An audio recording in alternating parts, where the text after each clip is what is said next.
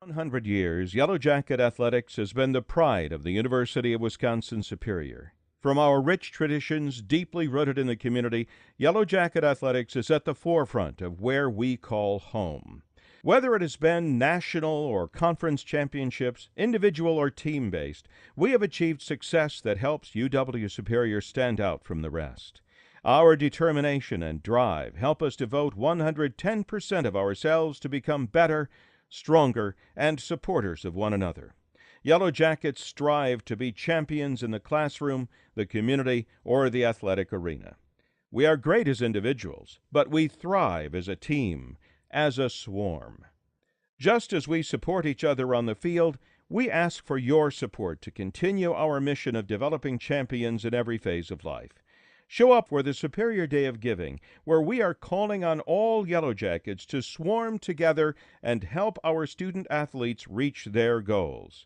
We're all Yellow Jackets. With your support, we are superior.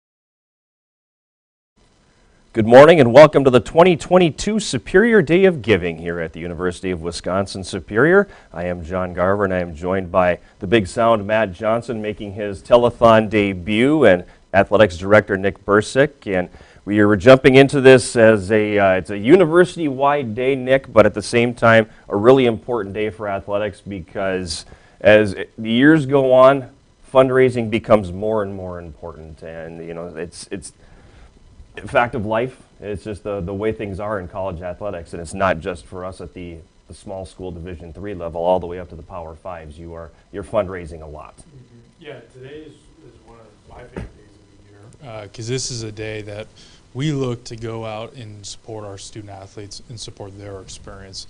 And we got a variety of initiatives we're fundraising for this year, a variety of experiences, trips, team retreats, things that can help us enhance performance with some equipment, some apparel. We got a wide variety of stuff, but it's all rooted in helping our student athletes and helping our teams, which is fun, and I know our donors, our supporters always get behind that. A lot of them are former athletes themselves, and a lot of them, I think, can think back to their time here as athletes, and boy, it was really nice when we had that team meal. And like when I played, we didn't have much for apparel, so it was great when we got that one sweatshirt that I still have. You know, so those are wonderful things, and those aren't free. And a lot of times you're not able to build those into a budget because you have to worry about travel and recruiting and all of those things that come with gameplay. So that it makes for the fundraising piece to be very important. It does, and we are no different compared to everything else that people are facing, and things are becoming more expensive. Transportation, lodging, meals, it's all becoming more expensive, and as an institution, we're committed to making sure our teams have that support. But these are the enhancements. That's what we're trying to fundraise for, that helps elevate the experience for our student athletes and our coaches and our programs to allow us to push to that next level competitively. Yeah, because it is more than just the sweatshirt and the meals. You're starting to see the team retreats have become very in vogue over the last few years with taking something either mid-season or prior to your season and getting away for that team building experience. Yeah, and I'm sure you guys will have an opportunity to talk to the coaches about those trips and those experiences, and they will say it's oftentimes more impactful to do those team retreats than sometimes a practice here or there. Just because what they gain off of it in building team chemistry, building relationships, defining goals as a team, because those are the foundational blocks that the programs need, that the teams need to really build off of from a competitive level. So those have become somewhat of a norm now for a lot of our programs. They're great experiences for our students, but they really help set the tone for each of the teams to build off of moving forward. And several teams, too, are fundraising this year for trips, whether Trips, they're going to go to, you know, basketball heading to Florida, hockey wants to go out east, but volleyball is going out west. I think some of it is obviously geared toward the student experience, but the other piece too is you do get a little stale playing the same teams in your region week after week, and this is an opportunity to kind of get out of it a little bit and see some different competition. Yeah, absolutely. And you and I joke about it. We got to find a way to get ourselves on one of these trips one of these years. But yeah, these trips, they're great opportunities, not only, like you said, to give our students a new experience and allow them to travel a little bit. Some of our students have never traveled outside of Minnesota, Wisconsin, the Midwest. So to give them these experiences, I mean, these are life-changing trips for some of them. But also what it does for us competitively is we're playing teams we normally don't get to play. And we try to infuse in these trips some top national competition to help prepare us when we return for our region, for our conference season, that we're ready. Well, it's a good idea also to be able to get out there and see what else is in the world a little bit. And alluding to it a little bit as far as traveling outside the Midwest. I mean, it is something of a bubble up here when it comes to Division III especially. I mean, you've got the WIAC, the MIAC, and the UMAC, and those three conferences cross over quite a bit in terms of competition. There are a couple other ones, of course, in Wisconsin as well, as far as the athletic conferences go. But there's a much bigger D3 world out there, so it's a good idea to go out there and see those teams out west, out east, down south.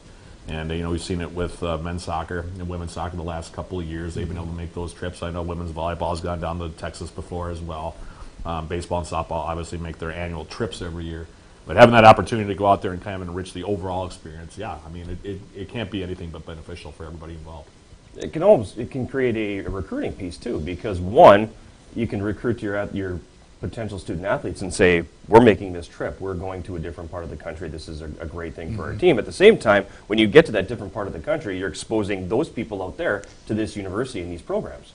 Yeah, that's one of the things that we've really seen kind of expand in recent years is where our student athletes are coming from. And we're seeing much more out-of-state students, international students, and that's great from a diversity standpoint and really expanding our network. But it's also then critical that we get out ourselves and either get to places where our students come from or help expand, like you mentioned, our recruiting network and the places that we're going. So there's a lot of benefits to teams taking these trips, and I know we got a few that are earmarking some funds or hoping to raise funds for today to go towards those trips, and hopefully we can make that come to fruition. We talk about a lot of these things today, and a lot of this is the short game. But there is a long vision to some of this too, and let's touch on a couple of those things before we let you go. Facilities, and we've made the announcement here recently that there is the soccer stadium coming in that will also house the outdoor track, so 4 of our teams are going to benefit from that facility being built here in the next couple of years. That's only part of the game, though, as there are other facilities that have to be built for baseball, for softball, for men's and women's tennis. It's an ongoing thing. And it's these are big ticket items too. Those are required fundraising as well. That's not something the state builds entirely on its own. Yeah, we're very excited about the investment we're making into building a new soccer track stadium complex. It's vital. It's been overdue, and we're excited to have that impact not only to our teams, but this is going to benefit every student here at UWS. And we're very excited about that. That'll be one of the largest, if not the largest, investment we've made in our outdoor facilities in decades. And it's showing the impact our student athletes have on our campus and the value that they have and where we want to go to from an athletics department. But as you mentioned, it's one of several projects that we are hoping to accomplish. The other projects are things that we're going to have to build through donor support and fundraising efforts, and we're hopeful that that could speak to donors and there could be interest helping us get those to come to fruition. But as you mentioned, baseball, softball, our tennis courts, those are all in need of repair and upgrades, if not building brand new fields, because we've never had them. So we are exploring that path, and if there's any donors out there that would be interested, we would love to talk to them about those opportunities. You have $10 million just burning a hole in your pocket. But those are facilities that make the largest impact. Those are the facilities that our kids are at every day. We're very fortunate to have the wellness center here that we have.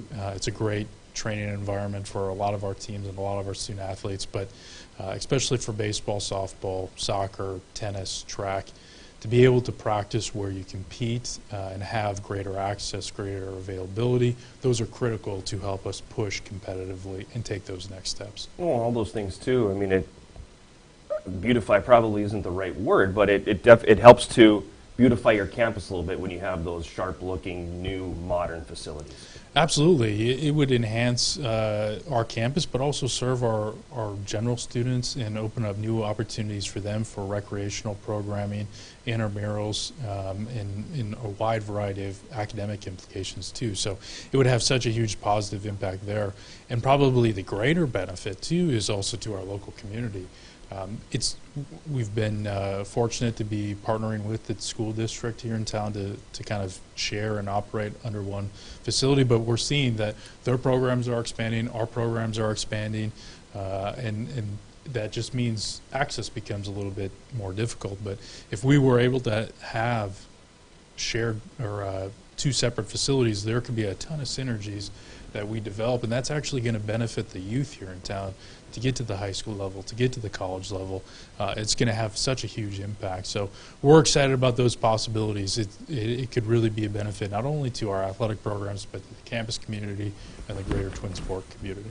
Let's talk a little bit too about endowment, because that's some conversations that we have had with the people across campus about potentially building endowments for individual athletic teams. And that's the long game. You know, we talked about the short game. This is the long game, is putting these programs in position to maybe not have to lean as hard on the fundraising piece because you have that endowment built up.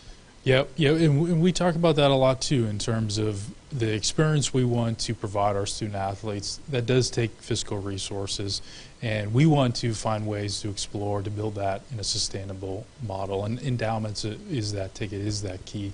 And we have a very great foundation that partners with us, that works with us, and we're starting to explore those opportunities. Those are brand new opportunities that we've never had in athletics. We're excited to know that we're headed down a great path for a number of our programs. But it is our goal and our vision to build an endowment for each of our programs and to build an account and an endowment large enough that can cover their annual needs. We're 9.5 hours into the Superior Day of Giving for 2022, sitting at about $15,000 that have come in to benefit the student athletes here. So the day is off to a very good start. Very good start. Several programs, too, have matching gifts in place. Yep. So that helps to basically double your money in some cases. And one of those things, kind of the first year we've gone with the matching gift thing where we've had people actually reach out and go, okay, I'll give you $5,000. Let's see what you can do with it. Yeah, we're excited to have those matching gifts and very supportive of the donors that have made or are making those contributions to us. But yeah, that's a fun thing about the matching gift, and hopefully all of our donors, all of our supporters can help us maximize those and reap the full benefit. But we're excited about that, and hopefully today is going to be a successful day in supporting our student athletes and supporting our programs. UWSYellowjackets.com/giving. It should be, Craig, right on the bottom of your screen. Go on there, make your donation to any program of your choice, and as Chancellor Emeritus Julius Erlenbach used to say, no donation is too small. So, we made the joke about the $10 million burning a hole in your pocket, but if you got $10 burning a hole in your pocket, we'll take that as well. It all goes to benefit our student athletes. Nick Bursick, thanks for joining us. Thanks, guys. We're going to take a break, and we will come back with our first head coach of the 2022 Superior Day of Giving Telethon, softball coach Melissa Fracker, fresh off a split with Northwestern yesterday, and getting ready to head on the bus and go out for two more today. So that'll be coming up when the Superior Day of Giving Telethon continues right after this.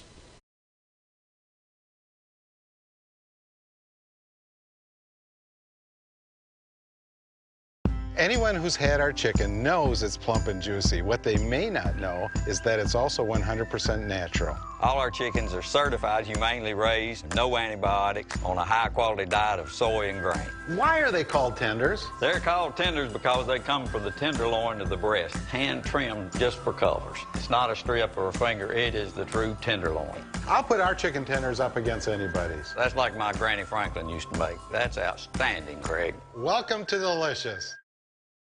Downs Funeral Home has been serving families throughout Superior and the surrounding area since 1888. As one of the very first funeral directing establishments in the area, today we continue to support our community by offering the finest services. With professionalism and attention to detail, we provide personalized full burial and cremation services, along with monument and marker sales. From pre-planning to the service, Our kind and caring staff will guide your family through this difficult time and help you through every step. Our family is honored to serve yours here at Downs Funeral and Cremation Services. Celebrating the life of your loved one, we will ensure that they are truly honored and cared for.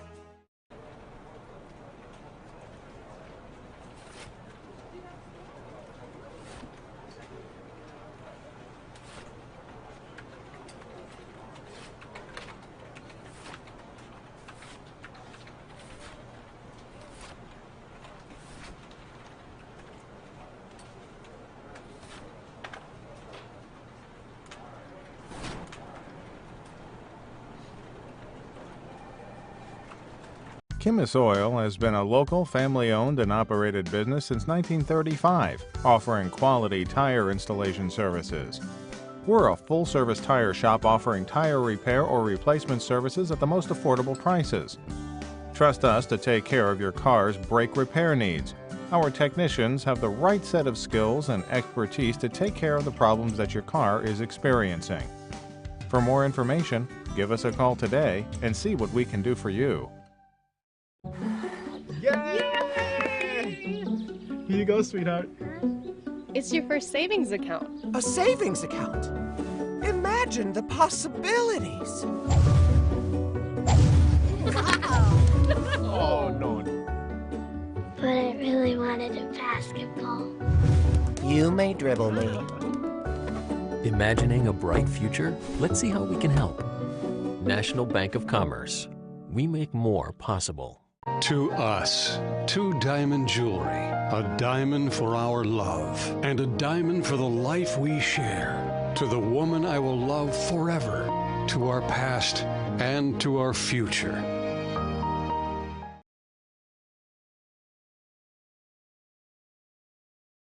If you smell a rotten egg odor inside or outside your home, it could be a sign of a gas leak.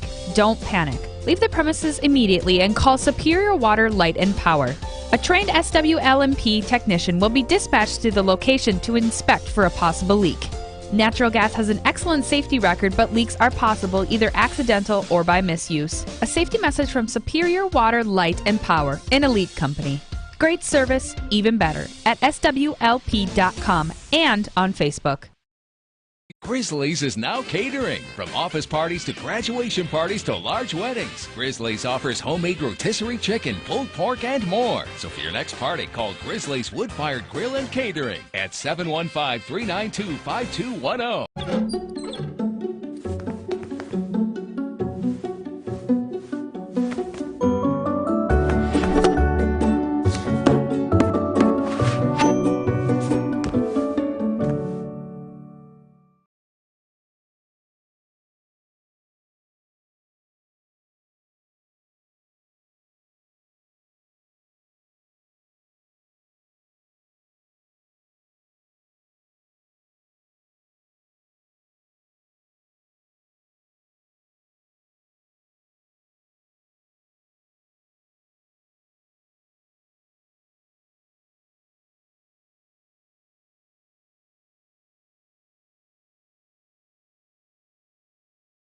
We're back on the Superior Day of Giving Telethon 2022. I am John Garver. He's the big sound Matt Johnson, and we are joined by softball coach Melissa Fracker. And fresh off that split with Northwestern yesterday, probably total all the runs together, it was higher than the temperature in that one. That was spring sports at its finest. Exactly.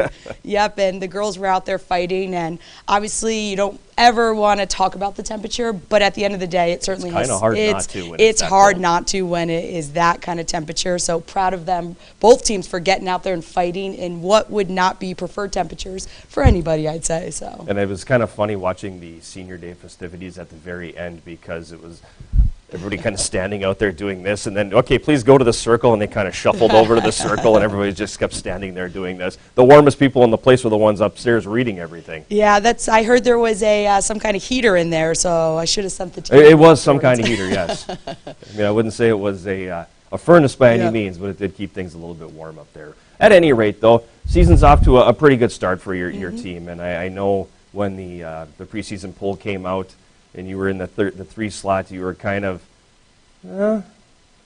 okay, I guess this is a good spot for us. Yeah. And it's giving you the opportunity to kind of show the rest of the conference that, you know what, no, we're better than you had us pegged. Yeah, absolutely. I mean, for me as a player, I loved being the underdog. Because anything you do, you defy expectations, and it's hard to be the 1 seed, to have that, you know, bullseye on your back. So for me as a coach, I also like the same thing. And for our girls, we play harder when people don't expect us to. So I was really excited for that 3 seed because I just knew that was going to light a fire underneath our team, and so far this season it certainly has. So. And I think easier to coach that way too, isn't it? Yeah, absolutely. I mean, to me, you want to put stuff on the chalkboard, right, or the bulletin board and be like, here you go, like, this is what people think about you. So how do you put, hey, everyone thinks you're really good, you're the #1 seed? No, right? You want that narrative that when you're tired and as the long season drags out, especially in the spring, you never know what weather you're going to get. You can kind of go back to that and keep lighting that fire. So for me, any time that we get what we feel slighted slightly, it's a good place to be, so. Yeah, I mean, we've talked about this before, of course, in other contexts. But, yeah, I mean, I feel like your team also does the same thing. They also play harder when they have a chip on their shoulder. And yesterday, the conditions were not ideal. In fact, that's been pretty much the case all spring long, I would say, for just about everybody. I remember ever. Yeah, I mean, even driving in here today, we're in the end of April, and there's snow falling right now. So I don't know what to make of it. But having said that, I think that it's been really gratifying to see how consistent you guys have been for the most part all year through all that, because it's been really tough. Yeah. I mean, to just get games in, much less get wins in under your belt. But you guys have done a really good job. I mean, it seems like, you guys have kind of taken up the mantle of it's kind of us against everybody else. And Kayla Kramer's having an unbelievable year. So, yeah, it's been fun. I like watching you guys play because you do kind of play with that chip on your shoulder for the most part, and for the most part, the results have been pretty darn good so far. Yeah, and I mean, I have to shout out the team. Honestly, this year it's been to the point that we don't know when we come in on Monday when we're going to play. What time games are going to be, what that means for the bus schedule and classes. And the majority of the team also work during season. They have to. So just their emotional maturity to be able to handle this so far and to continue to win and do what they have set out to do, I mean, it's them, right? They're the ones that have to go out there and do that, and they've stuck together. They've played as a team. So beyond proud of what we've already done, but I know that the team feels as if we have a lot more to accomplish. So. This is a fundraising sort of day, and I know for the spring sports in particular, fundraising it's what you do, because especially in this area, as we learned this spring, you have to leave to be able to play your full non-conference schedule, and that means a trip somewhere where it's a lot warmer than it is here. So there's the fundraising you have to do normally, plus what you have to add on just to be able to make that trip. But you were able to go down into Florida this year. You had some good games down there. You got a little bit of sun, which the tans have all gone since then because we haven't seen any sun. But that means now there's more fundraising that has to happen. And I'm looking at your asks for this spring and the Rapsodo Hitting Machine 2.0. Yeah. Let's talk about the Rapsodo, because I have no clue what this is. Yeah, that's new technology. Yeah. I want to. And this is 2.0, so it's better than 1.0. Yeah, it's new and improved. So the Rapsodo machine, what it is we can use it inside. So you put it in the cage, and it shows kids like how far they hit the ball, the distance of it. So you pull it up on an iPad, or I've seen people put it on a TV screen, and it's a direct, tell to the kids exactly how far they hit that ball. Because when you're in the cage, it feels great when you're hitting in the cage, right? But for all you know, it's a pop up to second base. Mm-hmm. Right, so that tells you the distance, the speed it comes off the bat, the launch angle. It'll just be so great, not only when we're stuck inside when there's snow on the field, but if we're stuck inside because of the rain, or any time, to be able to pull that out and be able to show the kids exactly what they're doing and how that would line up on the field. It also will be great because we're very blessed for the field house here, but the ceiling's not as tall as a normal dome, so when we scrimmage inside, we can also pull that out, and then instead of me having to decide if people are out or if it was a double, a home run, a triple, that machine will tell us when we scrimmage as well. So now it's not me being the bad guy. Talk to the machine. The Talk to machine did it. Rapsodo. Exactly. So it sounds a little like a golf simulator then. it's exactly the same thing, just the baseball and softball side. So I think it'll have a big impact for us, especially in the winter time. And then you also have a winter training trip, and this sounds a little bit like, sort of like a team retreat kind of thing? Yep, so the hardest part for us, again, the field house is a huge space. We're really lucky to have it. But for our infield and outfield, we don't get to do those cutoff things ahead of time. So what we would like to do next year is take the team right before we start playing down to the cities, find a dome, practice 2 days in that dome, and then also stay overnight. Because that's great for culture, right? So you're fighting the elements up here in the wintertime, but also how do you then also bring a team together and make them bond? Because for us as a softball program, we feel like that's such a pivotal part of being successful, is being able to have that culture part of it. So we want that practice side, but also that culture side. Now that kind of alludes to something that the athletic director, Nick Bursick, brought up as well. We're looking for experiences for the student athlete. It's 100%. Not just about wins and losses on the field or on the court or on the ice or whatever the sport is. It's more about kind of bonding and getting to know people and kind of building those relationships that are going to last a lifetime after your college career is over. So trips like that I think they are key. I mean, in some ways, I mean, it's almost become more important. It's because you're recruiting your own athletes 100%. Essentially that way, right? Yeah, absolutely. I mean, how do you, and for us, we want to have depth, right? So we are really confident that there are people that don't start in our lineup that could go and start anywhere. But you have to get them to buy in and to believe to what you're doing, so they're okay being that person that goes in the 7th inning to pinch run and things like that. So culture and experiences like that, to me, help us keep that depth, because they're more important than even starters, because we are one injury away all the time from being in big trouble. But with the depth of our roster this year, we're confident that, oh no, something happens, okay, this person is going to go play. So we need those experiences to be able to keep that true for our program. Kind of the sprint to the finish now for your club here, the defending UMAC champions. Absolutely. We had this day before that happened last year. Very true, so, you won a conference championship. You made a trip to the NCAA tournament, hoping to defend that title this year. What does the stretch run look like? Yeah, so we have 5 games left. And to me, luckily yesterday we won our way into the UMAC tournament. So we know that we're going, but that's not enough for our crew, right? We want to be at the top, but we have to take care of business and watch the scoreboards a little bit. But I love the combination of our returners. They're hungry to get back to that NCAA, and our freshmen bring that amazing energy, because they don't know what the UMAC is, they don't know what the NCAA is, but they know that that is where the returners want to go, and they are bringing that energy to help get the returners there. So we have a really good combination of returners and freshmen, and hopefully we can get into that UMAC, make a run, and then get to that NCAA tournament. UWSYellowjackets.com/giving. Right across the bottom of your screen is the website. You can go on there, check out the different opportunities that we have for fundraising, as well as go ahead, click on that link, and make your donation to the Yellowjacket softball team. Coach Fracker, thanks for coming by. Absolutely. Thank you, everybody, for donating. We're going to take a break, and we'll come back with more of our 2022 Superior Day of Giving Telethon right after this.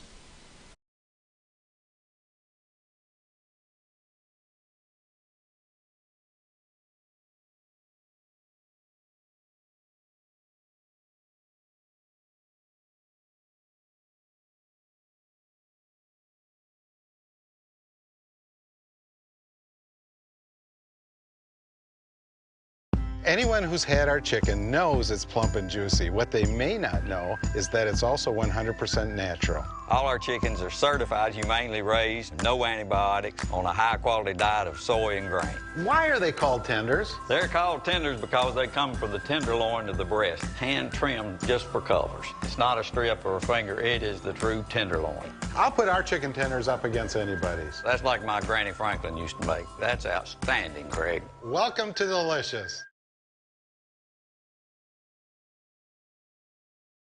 Downs Funeral Home has been serving families throughout Superior and the surrounding area since 1888.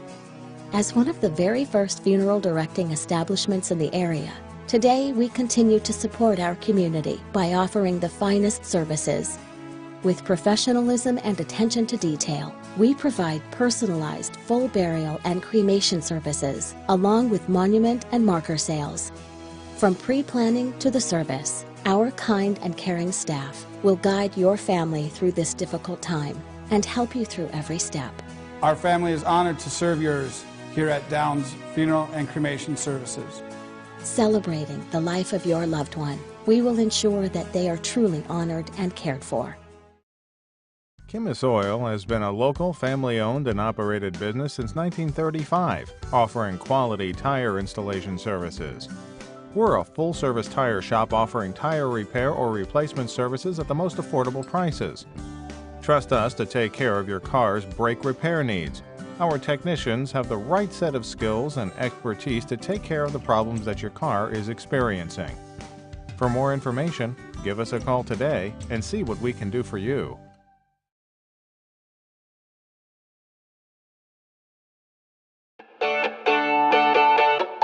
The University of Wisconsin-Superior is a hidden gem of a campus located just minutes from majestic Lake Superior. Seriously, you should see this place.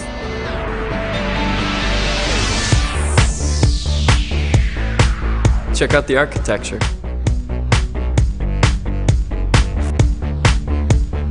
Cruise the grounds. Find my favorite study spot. See where I live. Where we play.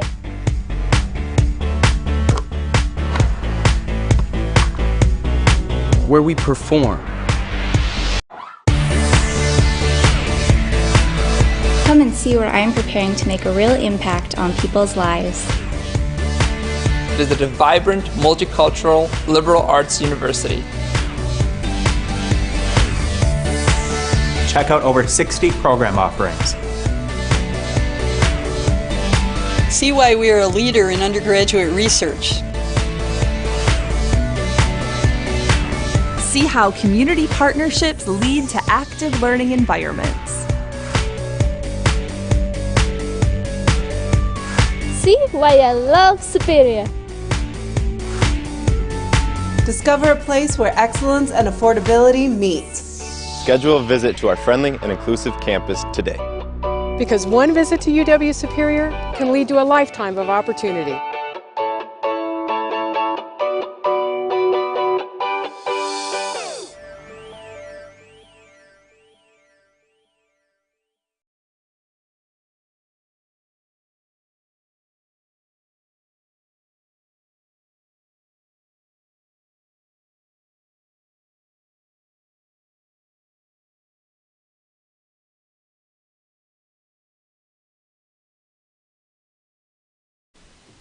We're back on the 2022 Superior Day of Giving Telethon. The website again, uwsyellowjackets.com/giving. It's right across the bottom of your screen. Log on there and you can check out all the different fundraising opportunities we have on this Superior Day of Giving. You can see the schedule that we have for the coaches and other guests that are going to be on. And everything you want to know about today is on that page, but the most important is the link. Go ahead, click on that, make your donation, and help out our student athletes and the student athlete experience here at UW Superior. Over the first 2 years of this telethon, we've managed to raise right around $100,000. So it's been a good thing for us to get involved this way on the Superior Day of Giving, and every single penny that comes in goes to benefit our student athletes here at UW Superior. Time now to talk some tennis. All right. Head coach CJ Schaffner is with us of the Yellowjacket men's and women's tennis programs, and we start all of these out pretty much the same way. Let's have a little bit of a recap on the season to date. Yeah, so far the season has been going really well. We started off with a tough non-conference schedule like usual, just to get us ready for this conference season, and so far so good. We are undefeated in conference on both sides. A couple of our biggest matches coming up this week. So we have Northwestern tomorrow, we have Morris on Friday, and then Northwestern again on Saturday. So. And these, you're going through the same thing that the baseball and softball coaches. Melissa just alluded to it a little bit, and I'll use the spring air quotes once again because it's been a difficult, challenging spring to be able to get all these matches in. It has been. With its challenges has brought us some fun too. So we this past weekend we traveled down to Rogers, Minnesota to play Bethany Lutheran. The men got a massive 5-4 win and just had a blast doing it. We were down and out for a while, and we came back and took care of business. They showed some real grit, and it was great. And then the next day we went to St. Cloud, and the women beat a team 9-0 that we lost to twice last year. So, with its challenges and those rescheduled, we just went out and had a great weekend, and we just kind of battled that adversity and did what we had to do. It's been a very methodical kind of building of the program too. I mean, it's still, for the most part, is a program, or programs, I should say, that are in their infancy here. Yep. But it's been fun to see the steps that your program has taken over these last couple of years to become essentially a power. Yeah, you know, it's a process. Everybody knows that, and you know, credit to the players who have just really taken that challenge and ran with it. You know, we beat lacrosse for the first time on the men's side this year, and you know, that was a massive win down in Florida. Had a great time, and then, like I said, the women are just playing great this year and doing, you know, things that we didn't necessarily expect, and just playing better than we thought. So we're having a great season. Let's talk a little bit too about, because I should have brought this up before I mentioned the previous question, but we're talking about the challenges with the weather and everything, and people are going to go, well, wait a second here, why are they having problems? They've got this big field house here that has all these different tennis courts on it. They shouldn't have any problem getting things scheduled at all. It's not that easy, is it? No, you know, it's our field house surface is a bit fast, and teams, we got quite a bit of a home court advantage, so teams don't necessarily want to come play us in there. So we do have to, you know, tennis is an outdoor sport, so we want to play as many matches as we can outdoors anyway. But yeah, no, it's you know, it's been a challenge getting teams up here and playing in the weather. So. Expand on that a little bit. What does it mean by too fast? So the surface, it's a rubbery surface, and a regular tennis court is more, it's harder, so it plays a lot slower than what our field house plays. So it's not a true tennis match in a sense. So, you know, we want to be playing as much tennis as what we will be playing on for the conference tournament and hopefully the national tournament. Yeah, I mean, well, we've talked about this before as far as the different surfaces, what they mean to tennis as far as how the game is played. You see at the professional level and so on and so forth, but it does make a huge difference. Even in watching the matches, you know, on the outdoor courts versus the indoor courts, it makes a huge difference. And I know some of your players have even talked about the fact that it's different, so it's or a lot different to be, you know, more blunt about it. So it's not a surprise that with the weather that we've been having, it's been tough getting matches in, that's for sure, especially if you want to play outdoor. And I feel like everybody does want to play outdoor as much as they can, just because that's sort of the way the sport is meant to be played. But yeah, you guys are having a really good year. I mean, it's been fun to watch, especially on the women's side. I think there was a fair amount of expectation on the men's side, but the women have really stepped up as well. So it's fun right now, and both teams are really excelling. So it's been fun to see, I think, for both me and Mr. Garver over there, that we've been able to see both teams now sitting near the top or at the very top of the conference standing. So that's nice. It's yeah, to see. Yeah, we're playing our best tennis going into the most important part of the season, which is what you want. Yep. So a little bit different too on the tournament side this year, because typically it was advancing, you play at the highest seed and everything. It's not going to be that way this year. Yeah, I'm excited. So we go down to Baseline, which is the University of Minnesota's facility down in the Twin Cities there, and the semifinals are on Friday, and then the finals are on Saturday. So it's going to be very different. There's no necessarily home court advantage, but it's going to be a really cool experience for the students because they get to go travel together, stay in a hotel, and hopefully play, you know, back-to-back days, and really just be centered on that experience with each other. Kind of cool too when you get that opportunity to play at a Division I facility. Oh, it's great. We played McAllister there earlier in the year, and you know, 10 courts. It's booming, loud in there. It's a fun facility. So it makes them feel like super important, and it makes us feel like we're really having a good time, which, you know, turns out we are. Let's talk a little bit too about the fundraising needs that you're looking for this year. Team Apparel, and I know that people are going to go, apparel. And I mentioned it earlier. I think in my 4 years playing here, I got a jacket and one sweatshirt. I mean, it wasn't something that we got a lot of. It's an important thing to be able to outfit your student athletes, whether it is workout gear, practice gear, warm-up gear, travel gear like you're wearing right now. Those things are important. Yeah, you know, and it's always like, it feels like Christmas to them when you get to hand it out. And you know, specifically this year, we're just trying to look more united in that training environment. So just getting them some extra apparel to just feel comfortable and feel united with. It's just, you know, it's a small but impactful thing for them. And then game day equipment. Talk to me a little bit about that. Yeah, so, you know, sort of simple, just getting some water jugs on the court for them during matches. But more importantly, the scorecards. You know, I get asked all the time, hey, Coach, what's the score? I have to ask my players, hey, what's the score? You know, because we just, it only shows one set. So, we're looking to get a lot of the facilities that we go to have, 4 or 6 panel scorecards that just show like first set, second set, third set, just so we can just be a little more clear and have the spectator experience better, have the player experience better. It's just those little things that just play a big role, and then you get to, get your logo on them and just get a little bit more home court advantage too. You kind of went 2 different ways that I was going to go on that. The first one with the logo. I mean, the branding's important. Yep. If you're hosting a match, it's a home match. You want people to know that you're obviously playing in your facility. It's not a neutral facility. This is your home. Yep. And that's just another way to kind of drive that. Yeah, and you want the players to feel the same way.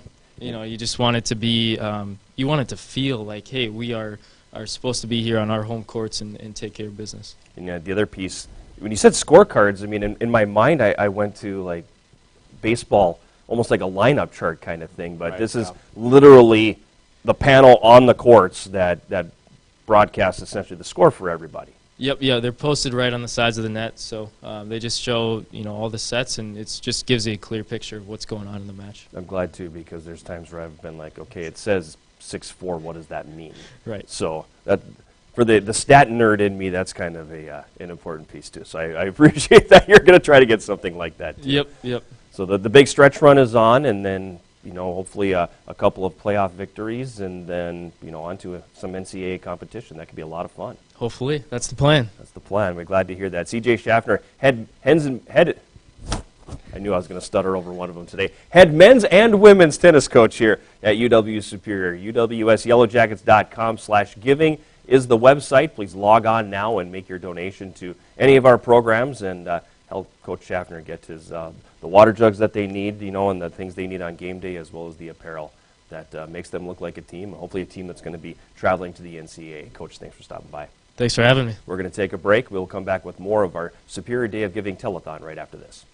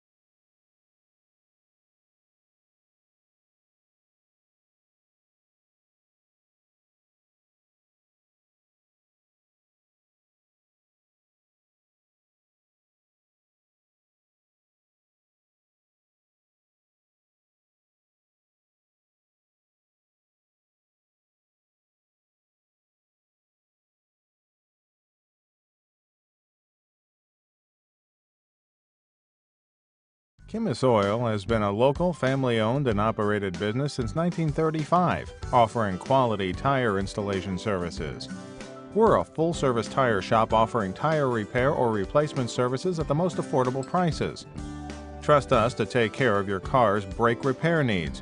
Our technicians have the right set of skills and expertise to take care of the problems that your car is experiencing. For more information, give us a call today and see what we can do for you.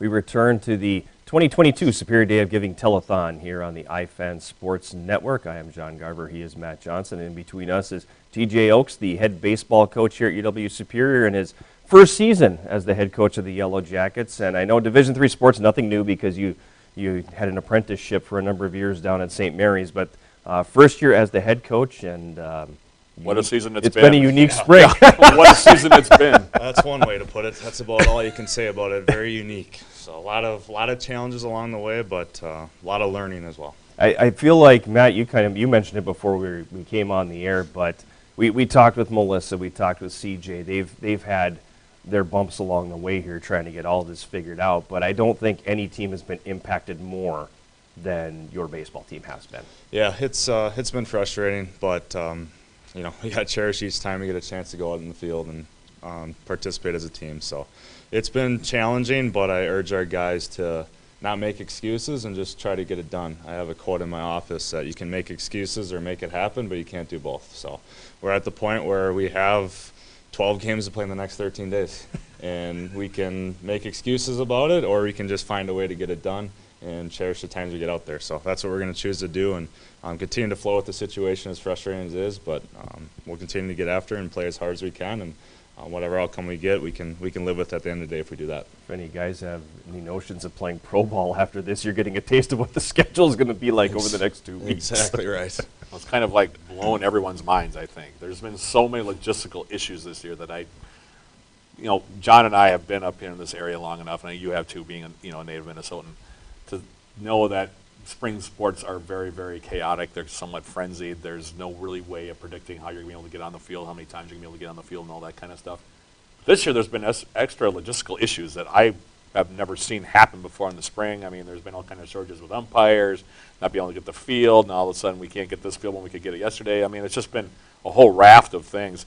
Must have been tough to try to keep everybody focused on the same goal at all times, because I know the guys are itching for it, and I know you have been as well. So yeah, it's really tough to plan when you don't know when you're playing, where you're playing. That's a big thing, and the guys that keep up with class schedules and just planning throughout everyday life, work schedules, like it's really tough to have a consistent routine plan, and I think that's when one of the biggest challenges for our guys this year is we're on and then we're off, we're on and then we're off, we're on and then we're off, and I think professors are on there going, don't you have a consistent schedule? Well, I wish we did, but Mother Nature is saying otherwise this year. I think, though, you got to be pretty happy with the way they have handled it, because I think for the most part, see the guys up here in the hallway, a couple of them work for me.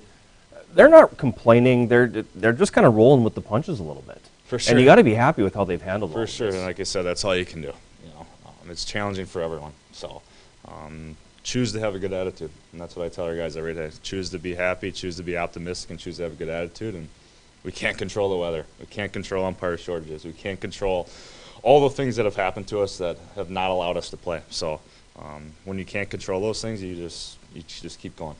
So when we have played, what have we seen? Because I know what I've seen, and I think we've seen some pretty good pitching out of your team. We've seen some pretty good defense.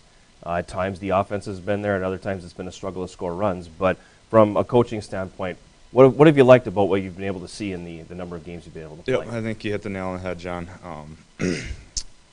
A lot of progress is being made. Some ups and downs along the way, but we knew that coming in that to try to change some of the things that we're doing philosophy-wise, standard-wise, there was going to have some ups and downs and some bumps in the road. But I told our guys once we hit conference play, we want to be playing our best ball. And I think we're playing significantly better than we played in non-conference play, and that's what we want. And just looking through the schedule, is we've been competitive in nearly every game we played. We've pretty much had a chance in 85% of our games. We've had a chance down to the very last out. And that's all you can ask. And like you said, our pitching has been very, very good. It's kept us in majority of our games. Our defense has been solid. Our hitting has come along, but we started out slow, but hopefully we get that ramped up to help our pitching staff a little bit more. But I've been pleased with that fact, and like I said, a lot of close games. And I told our guys the other day that will make us a better team at the end of the year. Playing in close, tight-knit games, good environments against really good teams will make us a better team and be ready for a playoff run. So, with all that having been said now, what kind of mindset do you take into a stretch where you got to play 12 games in 13 days? I mean, what kind of bunker down, I guess, would say mentality do you have to take in order to be successful and get to where you want to go in the conference tournament, perhaps? And then, you know, if things really break right, maybe the NCAA tournament. Like, what kind of mindset do you think the team needs to take, and are you guys going to take into those 12 games in 13 days? Told our guys the other day, the next 13 days we got to be on a mission. That's kind of our theme, is on a mission. As soon as we show up to the park, we're on a mission. Doesn't matter how many games we play, where we play, when we play, we're on a mission to get a job done. And it takes all of us to be on that mission. It's going to take an army to get through the next 12 games in 13 days. We're going to need guys who probably haven't played yet this year. We're going to need guys for sure that haven't pitched yet this year to go on the mound and give us some innings. So I told our guys, you got to be ready for every opportunity. And our theme kind of here in the next 13 days is on a mission and find a way to get it done. So. Let's talk a little bit about the fundraising piece, because this day is about giving, and hopefully our donors who are tuning in today will go to that website at the bottom of your screen and make a donation here to help out the Yellowjacket baseball team. We got a little bit of an education when Coach Fracker was in about the Rapsodo hitting machine. So I don't have to explain. No, we're still going to make you do it. Again, because different people tuned in right now. So let's talk a little bit about this hitting machine that you want coming in. Yeah, it's a lot of different factors that go into it. Honestly, I don't know all the metrics, and I haven't dove deep into all the metrics that it displays, but I know the gist of it, and I know that it's going to be very, very resourceful for our guys and a huge feedback tool for them. You know, now they can be in the cage and you can make an adjustment with their swing, and now you have numbers to back up why this works. See, you're hitting the ball harder, you're hitting the ball farther. You're not just going, hey, does that feel better? Like, now you're looking at numbers and going, look, these are significantly better when you do this with your swing. So it's instant feedback when it comes to that. It's huge from player development standpoint. You can track all your progress. You can track where you were in the fall to where you were in the spring, because you'll have numbers from the whole season. And hopefully those numbers continue to go up and up and up. So you can track where you're at with your swing and the progress of your swing. I like the fact that when we go live inside, that it gives you a field and it tells you exactly where the ball went.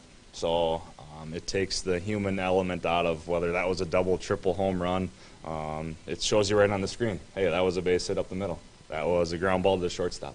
So it gives you instant feedback when it comes to that too. You think you might square one up in the cage, but nah, that was only 200 feet, easy fly ball. Where it gives you that feedback, which I think is very, very crucial. So it's the baseball equivalent of a golf simulator. 100%. Yep. That's a great way to put it. Okay. That's amazing to me. It really is. Because, I'm thinking back to the days that you and I played, John. No such thing. Yeah. I might still be playing if I would have had some of these skills. Like no such thing didn't exist. So, yeah, it's amazing to me, because just even listening to Coach Fracker and now Coach Oakes talk about this Rapsodo machine, it's just, I'm just kind of amazed, really, because these things, basically when we played, it was just go in the batting cage, hit the ball hard, got some good squared up, barreled up some balls today, that's about it. Now you can have but now you can have, it's unbelievable how analytics have really factored into everything now. It kind of amazes me to see the evolution of sports technology and where it's gone. So it sounds like a fantastic machine, though. It really I also does. do think it's a motivating factor for the guys to get more work in. Rather than just hitting the cage, now you have numbers to back it up. Now you can track progress. Rather than just going to hit, now you can go, oh, let's get the Rapsodo. And I think it encourages guys to hit more and to track their progress and to have intent with their hitting rather than just hit. Like, they want to have their numbers look good. Nobody wants to have bad numbers. Right. So their intent is going to be way better when that machine is out. Oh, absolutely. It would have been the the machine that gave me the numbers that would have proved I had warning track power. That's what it would have given me. Hit it to the track, but not. Yeah, I just didn't quite have enough to get it out there. Too much line drive, not enough jet stream on that. The JR Hack pitching machine. The Junior Hack pitching machine is a very resourceful tool for us in all facets of the game, honestly. A lot of people just think it's just for batting practice, but we use it, honestly, probably more for defensive work. You can put it on the ground, and our infielders can get ground balls with it, live ground balls in here. They roll really, really nicely, and then we use it for catching development as well.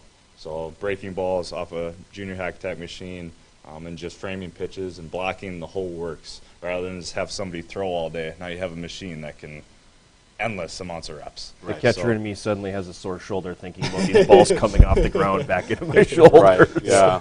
Yeah, but it's obviously very, very helpful from a batting practice standpoint. And obviously, you only have so many bullets in your arm. You can't throw BP all day, but you can take balls off the machine all day. So it goes as high as 85 miles an hour. It throws breaking ball pitches. It pretty much throws any pitch that you want it to throw. So it makes it way more realistic than just BP. 50 miles an hour right down the plate. Now it takes the factor of, hey, it could be a breaking ball, it could be a fastball in. A lot of different, you can put it with movement, the whole works. So it's way more realistic. I think it'll help our guys get ready for the season faster. You're one of the programs, too. We talked about this in the open with Nick Bursick when he was in here, but anonymous donation of $5,000 that they'll match. So obviously 5 can become 10 very quickly when you have that anonymous donor. Talk to me about what that means. Yeah, it's when Nick Bursick told me that, it was very humbling.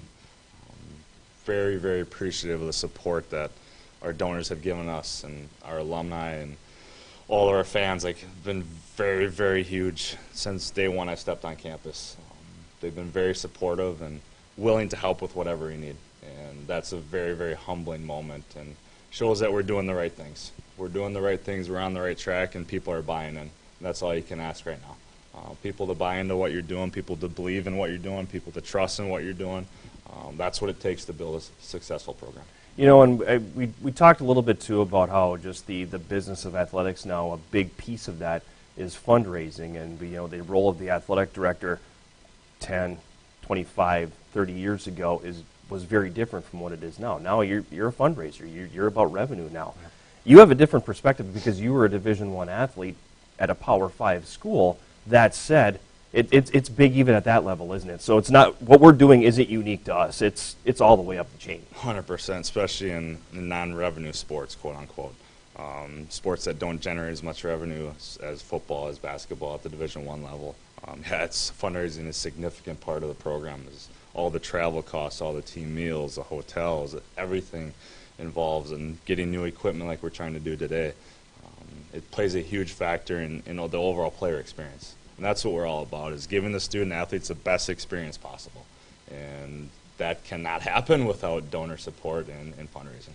Make that donation now to the Yellowjacket baseball program, uwsyellowjackets.com/giving, and basically it's 2 for 1 with that $5,000 anonymous match. So the gifts can almost double if you're making that right now to support Yellowjacket baseball. Coach Oakes, I know you've got a game here in a few hours, so go get your field ready, and it's going to be a cold one out there. I'm going to go get the uniform on and get ready to play. So rain, snow, or shine, we're on. How many levels or layers of long johns underneath the uniform? That's the question. Yeah. I'll have 2 on in the press box, no doubt about that. We're going to take a break, and we will come back with Yellowjacket volleyball coach Lynn Diedrich coming up right after this as the Superior Day of Giving Telethon continues on the iFan Sports Network.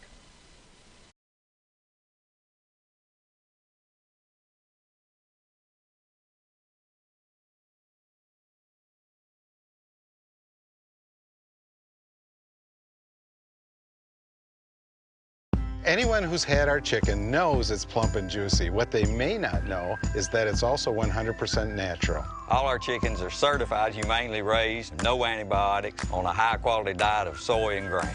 Why are they called tenders? They're called tenders because they come from the tenderloin of the breast, hand-trimmed just for colors. It's not a strip or a finger, it is the true tenderloin. I'll put our chicken tenders up against anybody's. That's like my Granny Franklin used to make. That's outstanding, Craig. Welcome to Delicious. Chemist Oil has been a local, family-owned and operated business since 1935, offering quality tire installation services. We're a full-service tire shop offering tire repair or replacement services at the most affordable prices. Trust us to take care of your car's brake repair needs. Our technicians have the right set of skills and expertise to take care of the problems that your car is experiencing. For more information, give us a call today and see what we can do for you. Good boy. You're such a good boy. I think it's time we got a dog. But my landlord won't let me have pets. I've got an idea about that too.